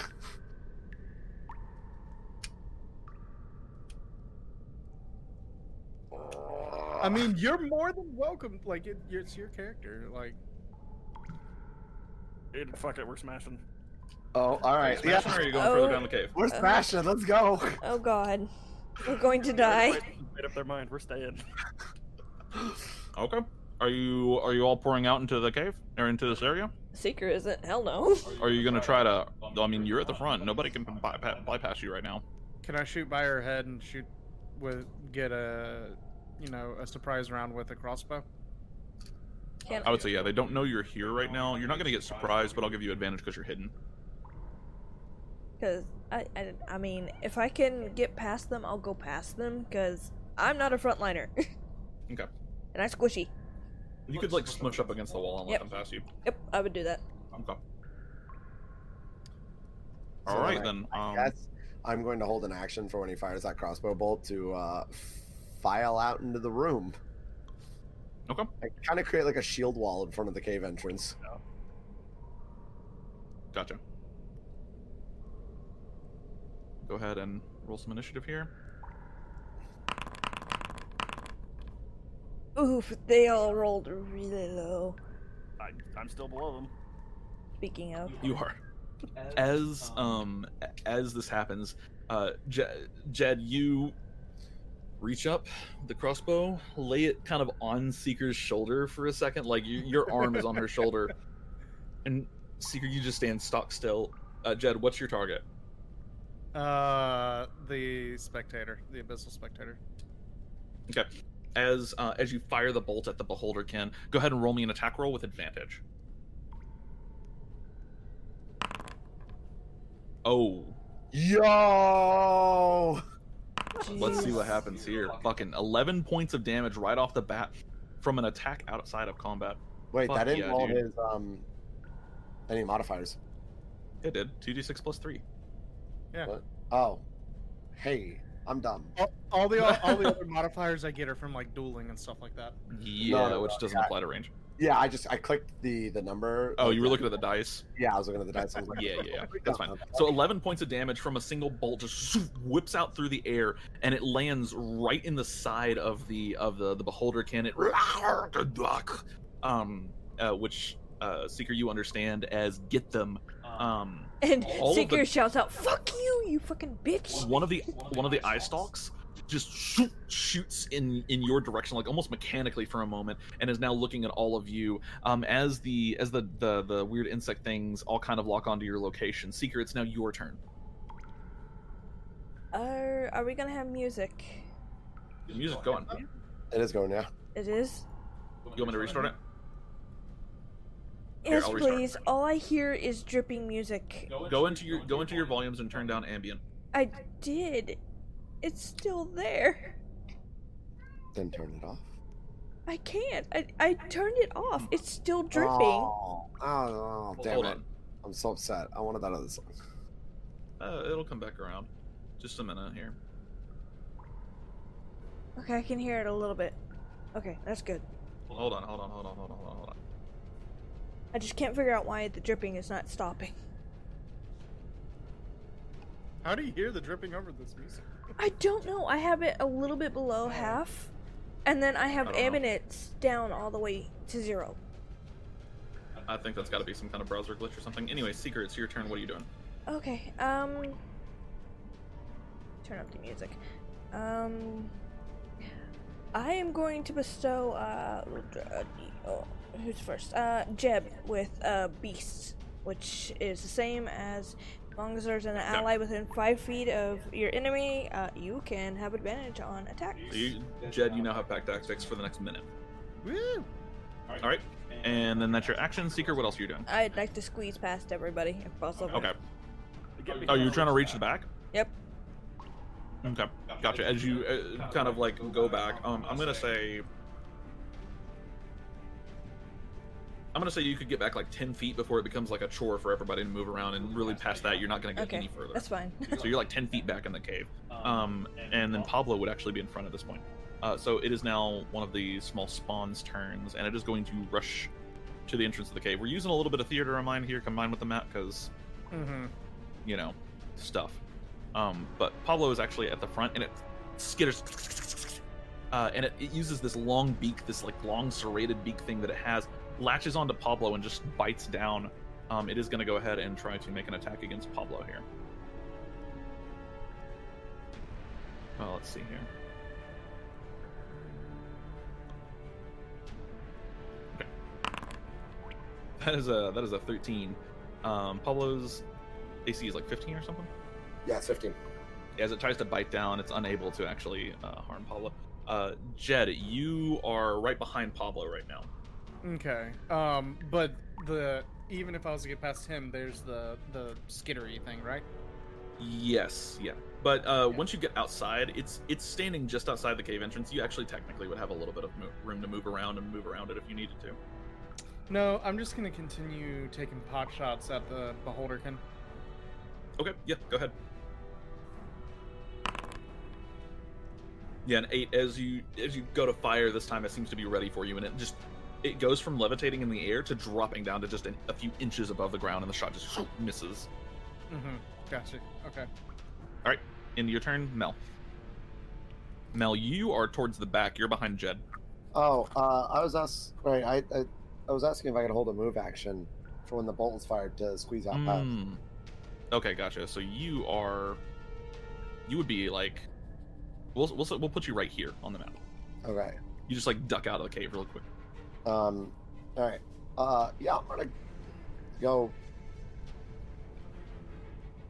This is a very small cave. It's not very big, yeah. Like I said, it's like 20 feet wide. Oh, fair. Mm-hmm. Yeah. Okay. Yeah. So this I whole guess area I'll is like not even 30 feet, really. take a step forward and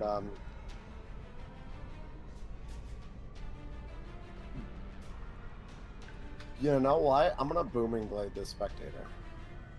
All right, do it. It's like hovering a few inches above the ground, and you just rush out of the cave and take a big swipe at it. Yeah. So. You have to roll an attack with your weapon. Oh, okay. Mm-hmm. So not button. More like boomer blade. All right. that's- Yeah, an 8 is not going to do it as you rush forward. It unfortunately manages to duck out of the way. Cool. So then I'm gonna tell Pablo to spin around and hit it. Same thing. Is Pablo going to hit the spectator or the thing in front of it? Spectator. Which one? So he's gonna get right here. Oh, also, want to note, I'm sorry, I should have said this earlier. You do have disadvantage on attack rolls against the spectator right now.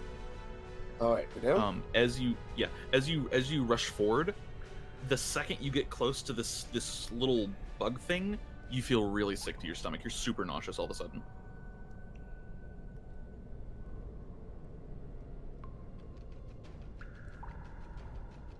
Oh. Mm-hmm. I assume that only applies to those who have stomach. Is question? Is It that makes a you feel a disease little or a woozy. poison? It's neither. Okay, just making sure. So Pablo also has disadvantage here. how does Pablo have disadvantage? He doesn't have any like biological functions. It's not biological. What the fuck is it? It's abyssal, bitch. You don't know. You just know that being near this creature makes you feel weird. Okay. I think it's kind of like a mini bane or something. Do we have disadvantage on all attack rolls or just against? For right now, you'll have to find out. It's you're not sure. You feel weird when you're near this creature, and you're having trouble hitting the spectator. I guess Pablo's gonna hit the fucking bug then. Okay, go for it. Oh, right. His sheet changed. 13. Okay, wait. Let me take a look. When I open his sheet, it's back to it's just monster blocks.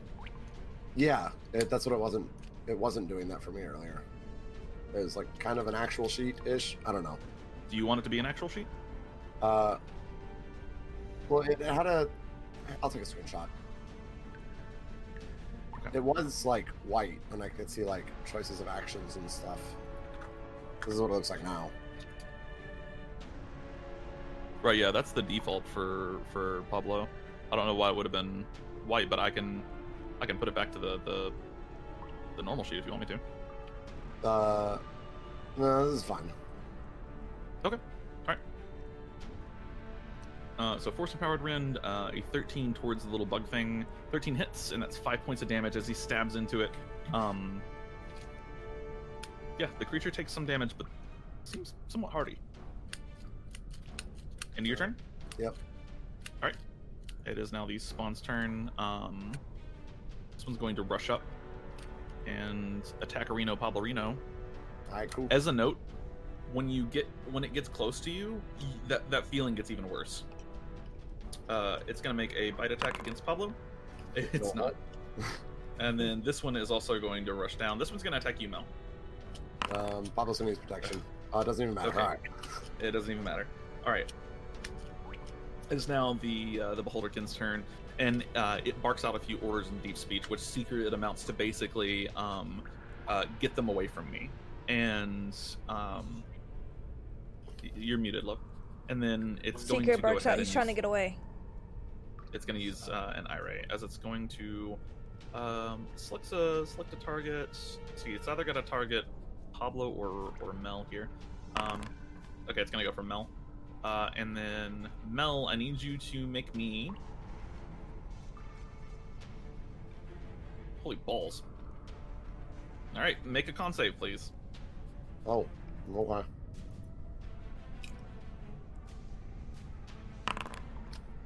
Are you fucking kidding me? Okay. Mm-hmm. All right, Mel. No, no. Uh-oh.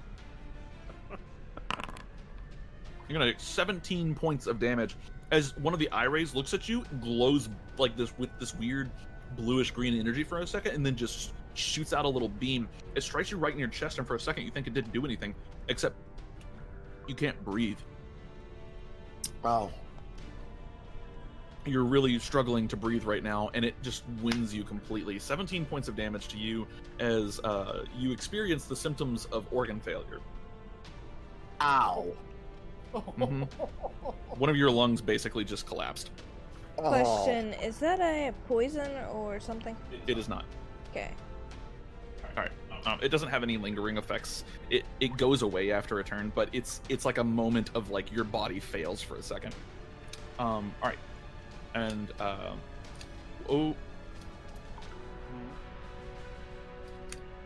he's gonna chance it. He's gonna take two attacks of opportunity. Yeah, I'm gonna use my Warcaster feat and use a booming blade on him. Ooh. Didn't he already have a booming blade on him? No, I don't. No, she missed. Oh, okay. All right. Go for it. 20, nice. Yeah, that's gonna hit. So 5 points of damage, and he's not gonna continue his movement. No. Which does mean Pablo doesn't get the attack of opportunity, but it also means this thing ain't moving anywhere. So, fuck.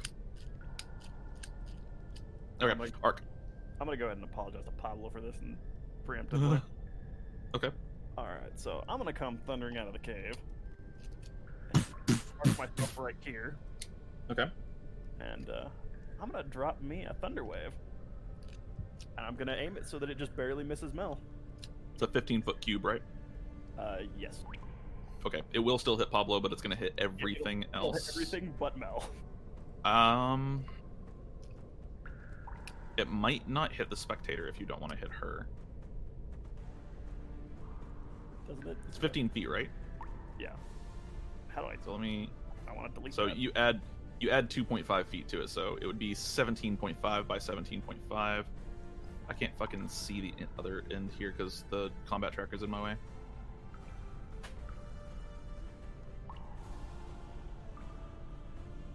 I hate the tracker for this. Mhm.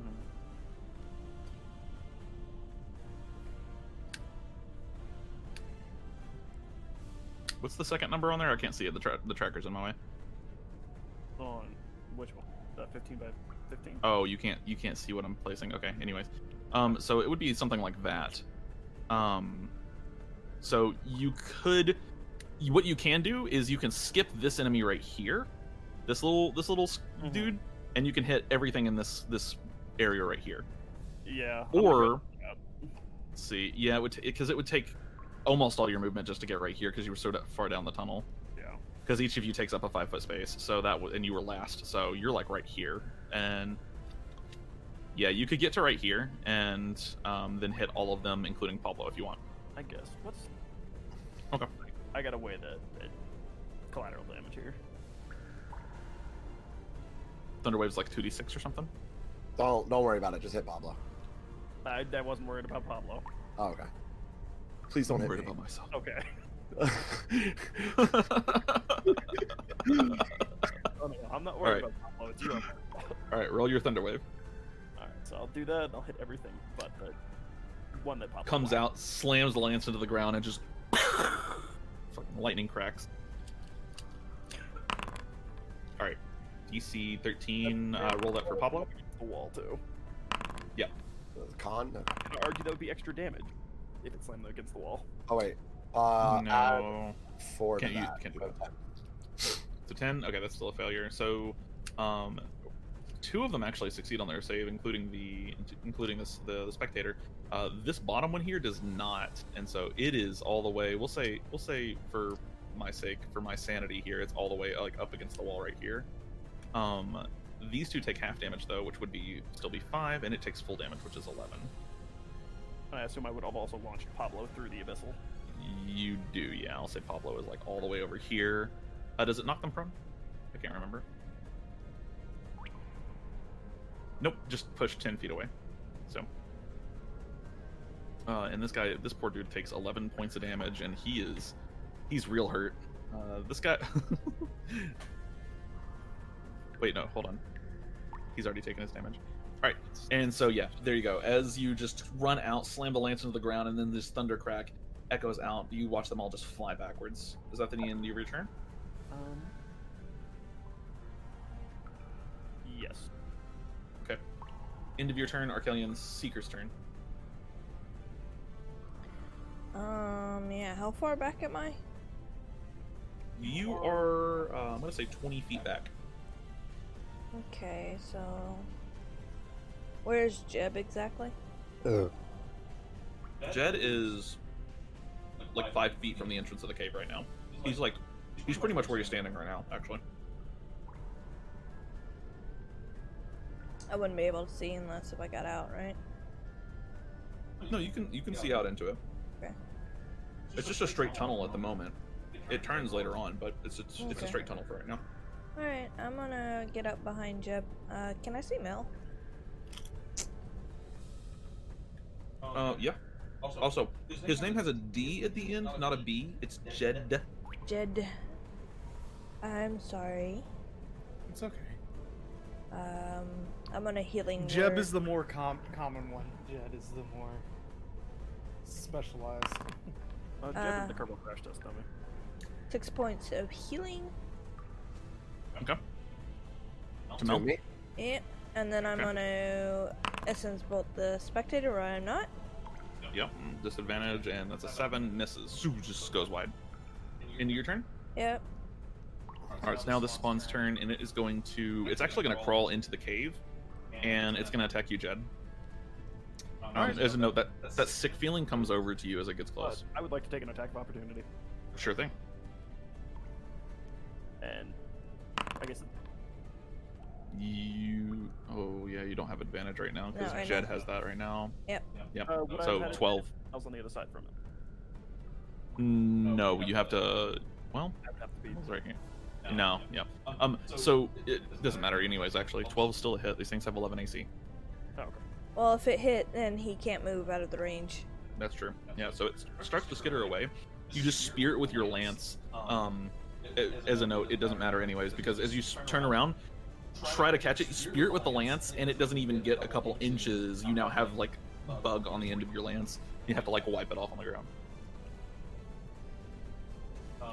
Seeker. I already went. It's Jeb's Oh, turn. why did it default to your turn when the bug died? Weird. Because you deleted the token and went up one. It should go down instead of up. Fucking I what? don't know. You what, man? God damn it, Jed, Found. it's not your How dare you be inconvenient? As a note, the second that thing dies, the sick feeling disappears from you, Jed. Okay. Yeah. Okay. And then as you get closer now, it reappears at this point. Yep. And as I'm moving, I am activating my Rite of Lightning. And you have advantage on the attacks. Just running the blade across, and the lightning sparks off. Oh yeah, that's right, you're Volibear. I keep forgetting. Yep. Question. So I have disadvantage from the sickly feeling, but I have advantage, so it's just a straight roll. So correct? straight roll. Just Mm-hmm. making sure. 19's gonna do it. That's a good damage roll too. Roll your d4. 17 points of damage as you rush up, and using the blade, the lightning kind of arcs forward, and you just make this huge thrust into this creature. Pretty substantial. This thing is not doing well after that. Second wind. Action surge. Also, that song is not in my creator safe playlist. That's why I was confused. Oh, are you looking on the Spotify one? Because I use the SoundCloud one. Ah, that might be why it is. Yeah, because they let you download the songs on the SoundCloud one. So. Yeah. Anyways. Yep. Sorry, Alright, I was so like looking for it. I was like, oh, 17 points of damage. Do you have another attack, or are you any bonus actions? I don't get another attack for like another Okay. level. Another level. All right, that is going to be the end of your turn. Mel, it's now your turn as the creature is like trying to frantically get away from you. Oh, I also need to roll a d4 for. Your own damage, yeah. Aw. Rip. Okay. Yeah, gonna hit it again, I guess, with a booming blade. Okay. Yep. Disadvantage. Yep. Fucking Oh, Sad hell. day. Sad day. That does miss, unfortunately. The weird feeling, you're like your lung kind of collapsing there for a minute, and the nausea that's overtaking you. You're also developing like a headache, and there's like sinus pressure all of a sudden. why the fuck is mending no longer on my? Oh wait, I'm dumb. Never mind. Ignore me. Oh, okay. All right, Mel, that's your attack. Any bonus actions? Yeah, I'm gonna tell Pablo to hit the bug next to him.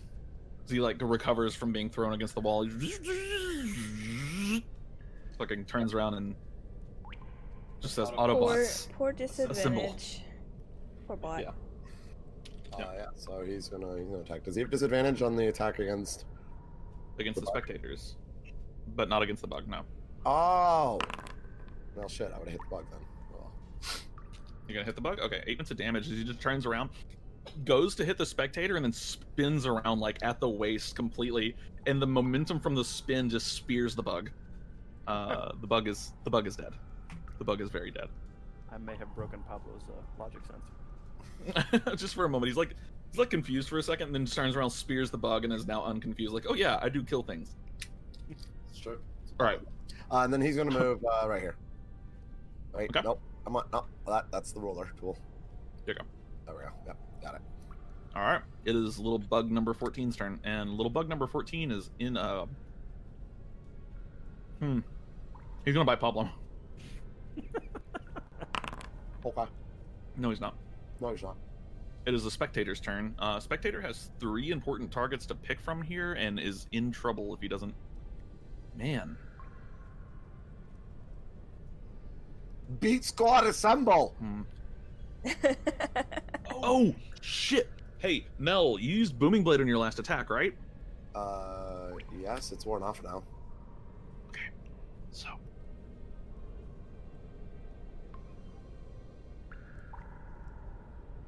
Okay, Mel, I need you to roll an attack roll for me against well, just roll an attack roll. Okay. I'll tell you what it is in a second. All right. Just an attack roll. It's okay. I gotta actually think about. Hold on. 10. Okay, that's perfectly fine. As you go to attack the spectator, as a note,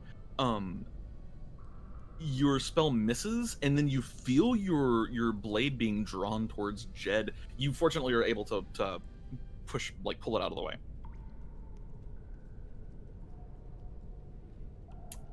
All right, now this guy. This is gonna be. He's got a Taking lot of wound. targets around him that he can. He only has 1 attack, and he has a lot of targets. Oh no, he has 2 eye rays actually, but it can only hit 1 creature per eye ray, is what it is. Okay. Fuck. He's gonna attack.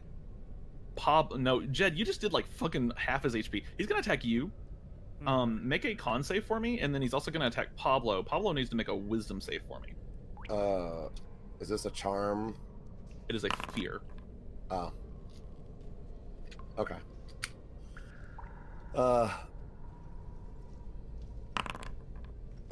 Okay. Pablo is frightened. He can reroll the saving throw at the end of each of his turns. With a 13, he succeeds and is no longer frightened. Until then, he has disadvantage on all attacks, so long as that he can see the spectator. Jed, you are paralyzed. As one of the eyes looks at you, you just freeze up for a second. You cannot move. You are fully paralyzed right here. You can repeat the saving throw at the end of each of your turns, and it's a DC 13 con save. So, which one of these is paralyzed? Whoa, is it this one? I'm gonna say yes. That's stunned. Whatever, we'll take it.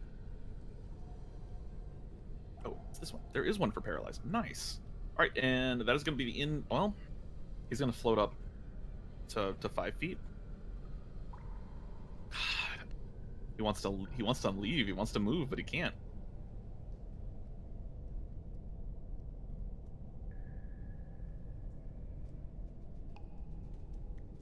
He barks out in deep speech. Seeker, you're the only one that can understand it, but the rest of you hear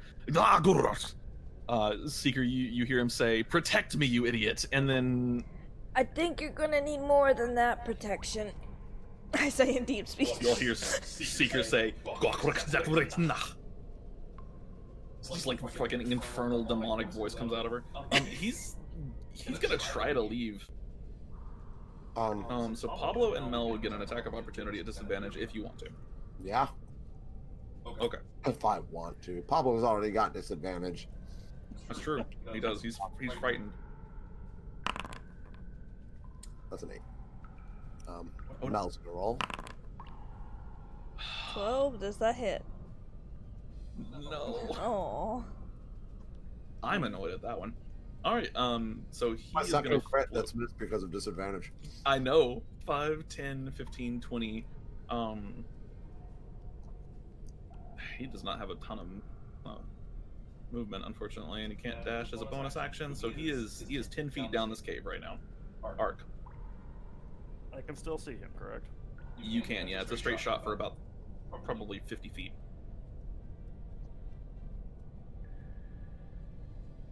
All right.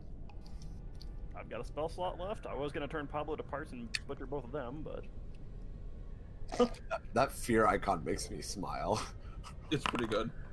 Ah! Is that the shy Magic guy? missile. Yep, I'm going to hit him with a magic missile. Is that the shy guy? No. Magic missile goes out. Let me double check something on the magic missile roll. Yep, that's right. It is only rolling 1d4. So 1d4 at a time, which is how it works, anyways. Okay, so that is going to be as you roll the d4. That's 4. That's max damage on your magic missile, I think. No, because it's rolling the 3. So it's 3 times how many missiles at first level? 3. 3. mm,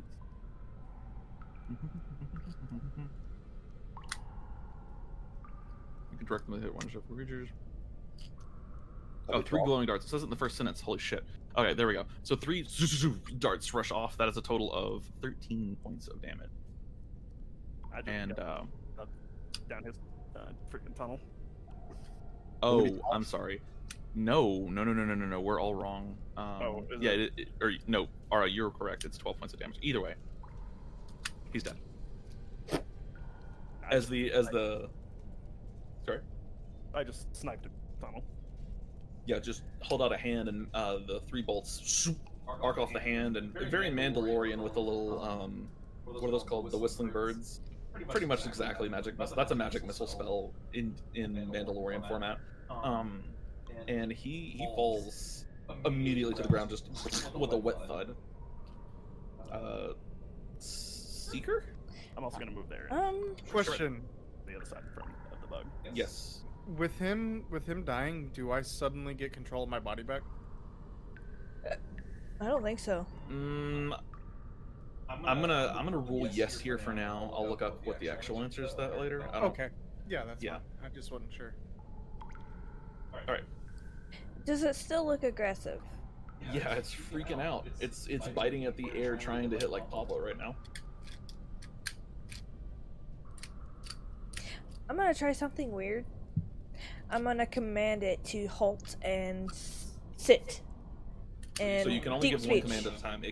You can say halt. Oh, you're not commanding. You are telling it verbally Yeah. too. Okay, make an intimidation check.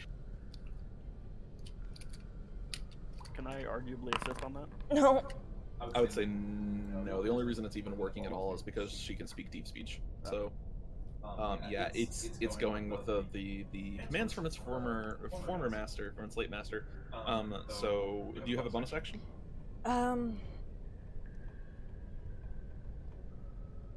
No. Okay. I do, but I don't. No one needs any healing.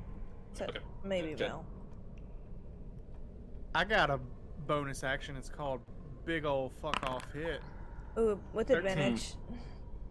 Oh yeah, you do have advantage. That's right. Okay, yeah. At 15 points of damage, you just rush forward and just plunge the rapier into this thing.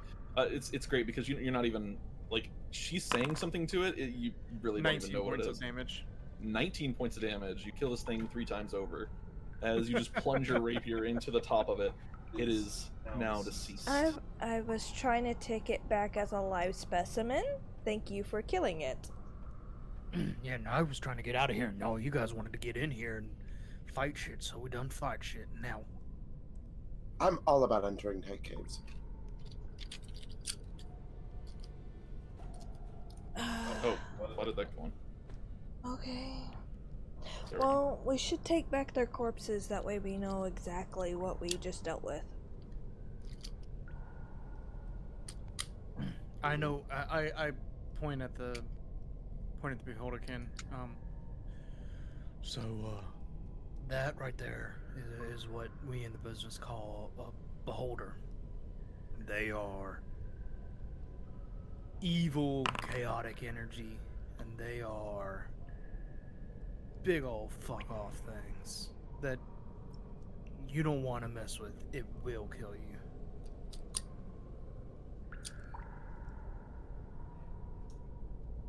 Okay. I think that one is a little wimpy if it was a beholder. That one's a scout. For the big one that's somewhere around. Nice. Nice. Yeah. Alright, have exercise extreme caution. I'm coming in here. What about the bugs? Looked like it was controlling it. I don't know.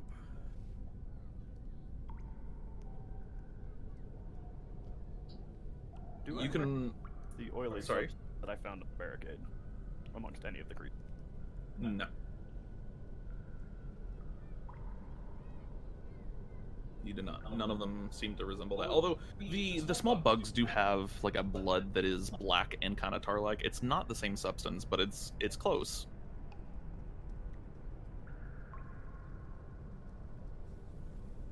The spectator's blood is neon green.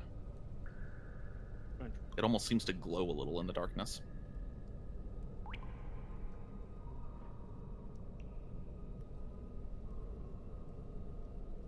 So, as you gather your wits about you and take a breath, look around, you survived the encounter easily, actually.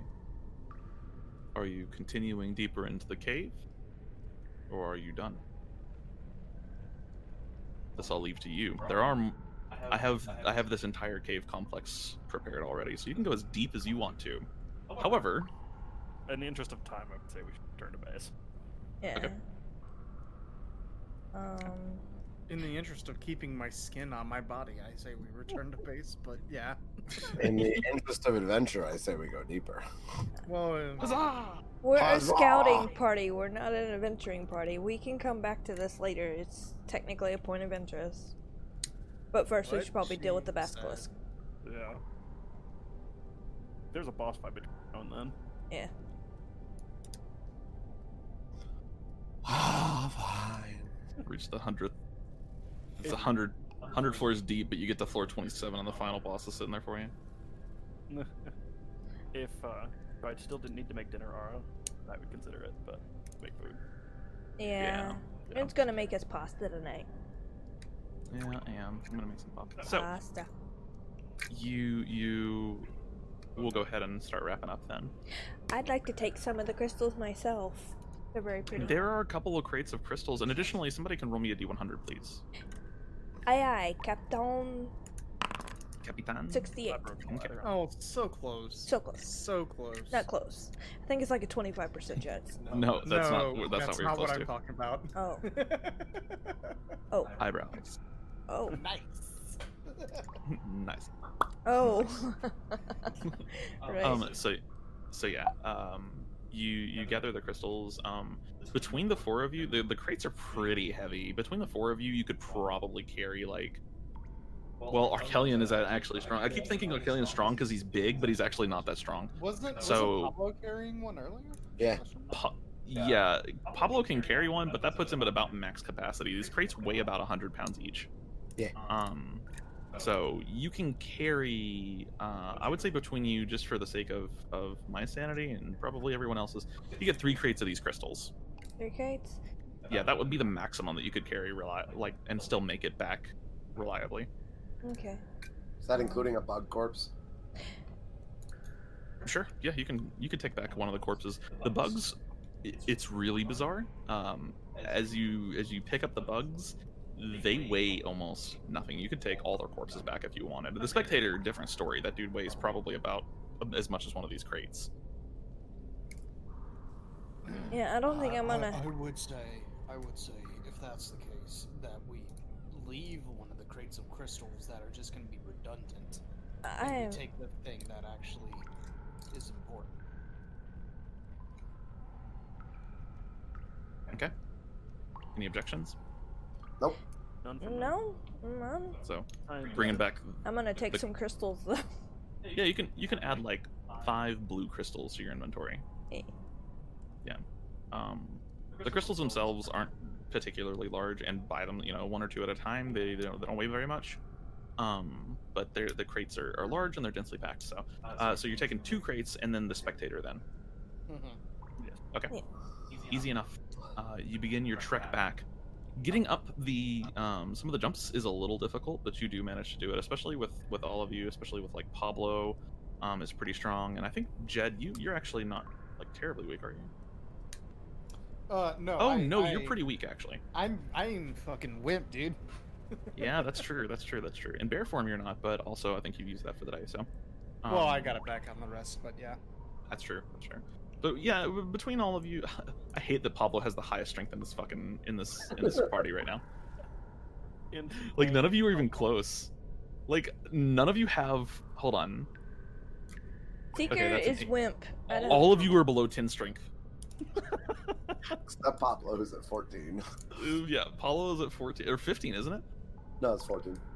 Oh, 14. Okay.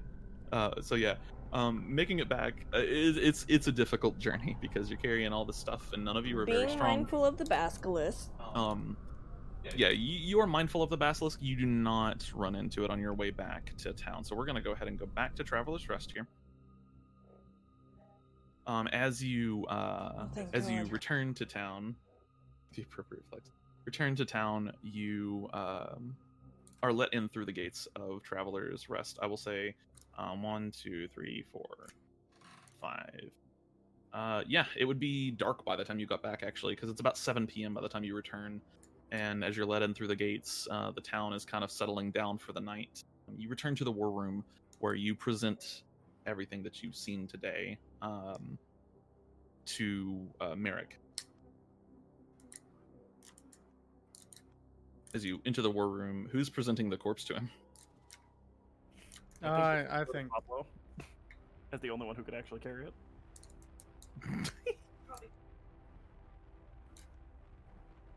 Pablo just drops the body. You present the body to Merrick. He looks down at it. That looks problematic. Yeah, we found this in the cave where we found those, and I gestured to the crate with the crystals in them. And I don't know if you know what this is, but where one of these is, there's bigger ones, and they're a problem.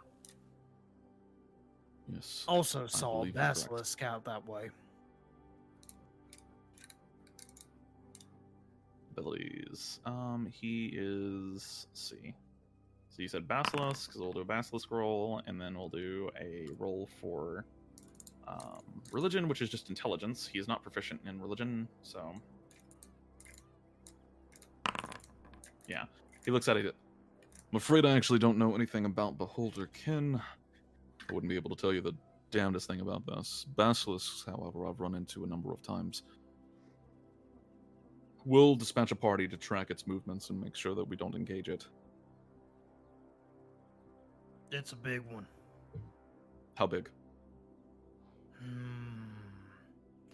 I don't know. What would you guys say? Maybe Feet 100 long or feet so. long?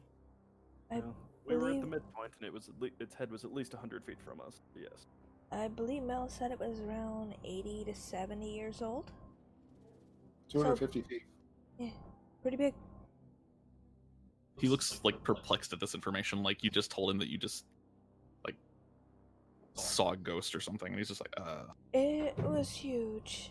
250 feet. Yeah. A basilisk. Yeah, and it's not too far out from town. Be happy you didn't engage it. She wanted to. I shoot a sideways glance at. Yeah. I point to her. She wanted to. We Think about outvoted the her though. He looks at you like you're crazy, and then like seems to reconcile the fact that you are crazy, and then is like, okay. Also, thanks for throwing me under the bus, you fuckers. I mean, you literally wanted to drag us into a fight that would get us killed. A fight with a basilisk that big, I don't think we should bother. I think our best bet is avoidance if possible. It probably won't come near the town itself. They don't like lights and loud noises, but nonetheless, I believe reward is in order. You brought back these abyssal creatures, and you said that there was a mine that was constructed. Yes. Yes. Did the construction look new? It was old. Slightest. Hmm. More than one ladder did not survive me. Yeah, you kind of crushed that second one. He's fat. He's made of metal. I know, I made He him. thinks for a second. There were there's no reports of this island anywhere. It's considered uninhabited, but that's going off the information that we had from our initial scouts. We didn't see structures on the island, especially not during flybys, which could have been problematic, but a cave like this in the middle of the woods would have been hard to spot. I'm not going to say that it's unlikely, but I'm wondering if maybe we weren't the first ones here. Problematic indeed. I will send a scouting party to continue investigating the cave itself. Additionally, of course, rewards are in order, and he hands out the 65 gold to all of you. I'm also going to give you each for your services today, and he hands you all each one greater healing potion, so you can drag and drop one of those into your inventory. I already had one, but thank you. It is always appreciated. Continued service is also appreciated. Should you get sick again, just come find me at the tavern. I usually like to just weather mild colds like that, but thank you. But you're a leader here. If you get too sick, you'll die. He looks to you, Jed. What was that? I just was out of. I didn't realize conversation was still going on. I didn't know how to drag and drop it. You're fine. I didn't know where to drag and drop it from. That's all. Oh, so you can go into the items, which is it looks like 3 books on a shelf that's right next to your journal, and then under magic items, there's potions, and then just find potion of whoa, it's not there. Hold on. Yeah, no, it's not. How much XP did we get? I'll tell you in a second. Okay.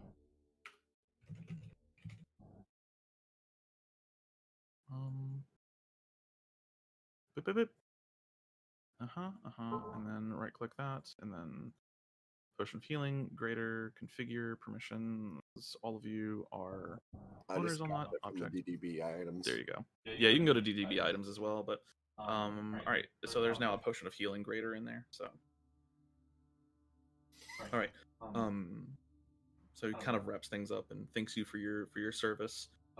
He does take a few crystals as a sample, but he says you can take the rest of them to Wit, that she might be interested in acquiring those.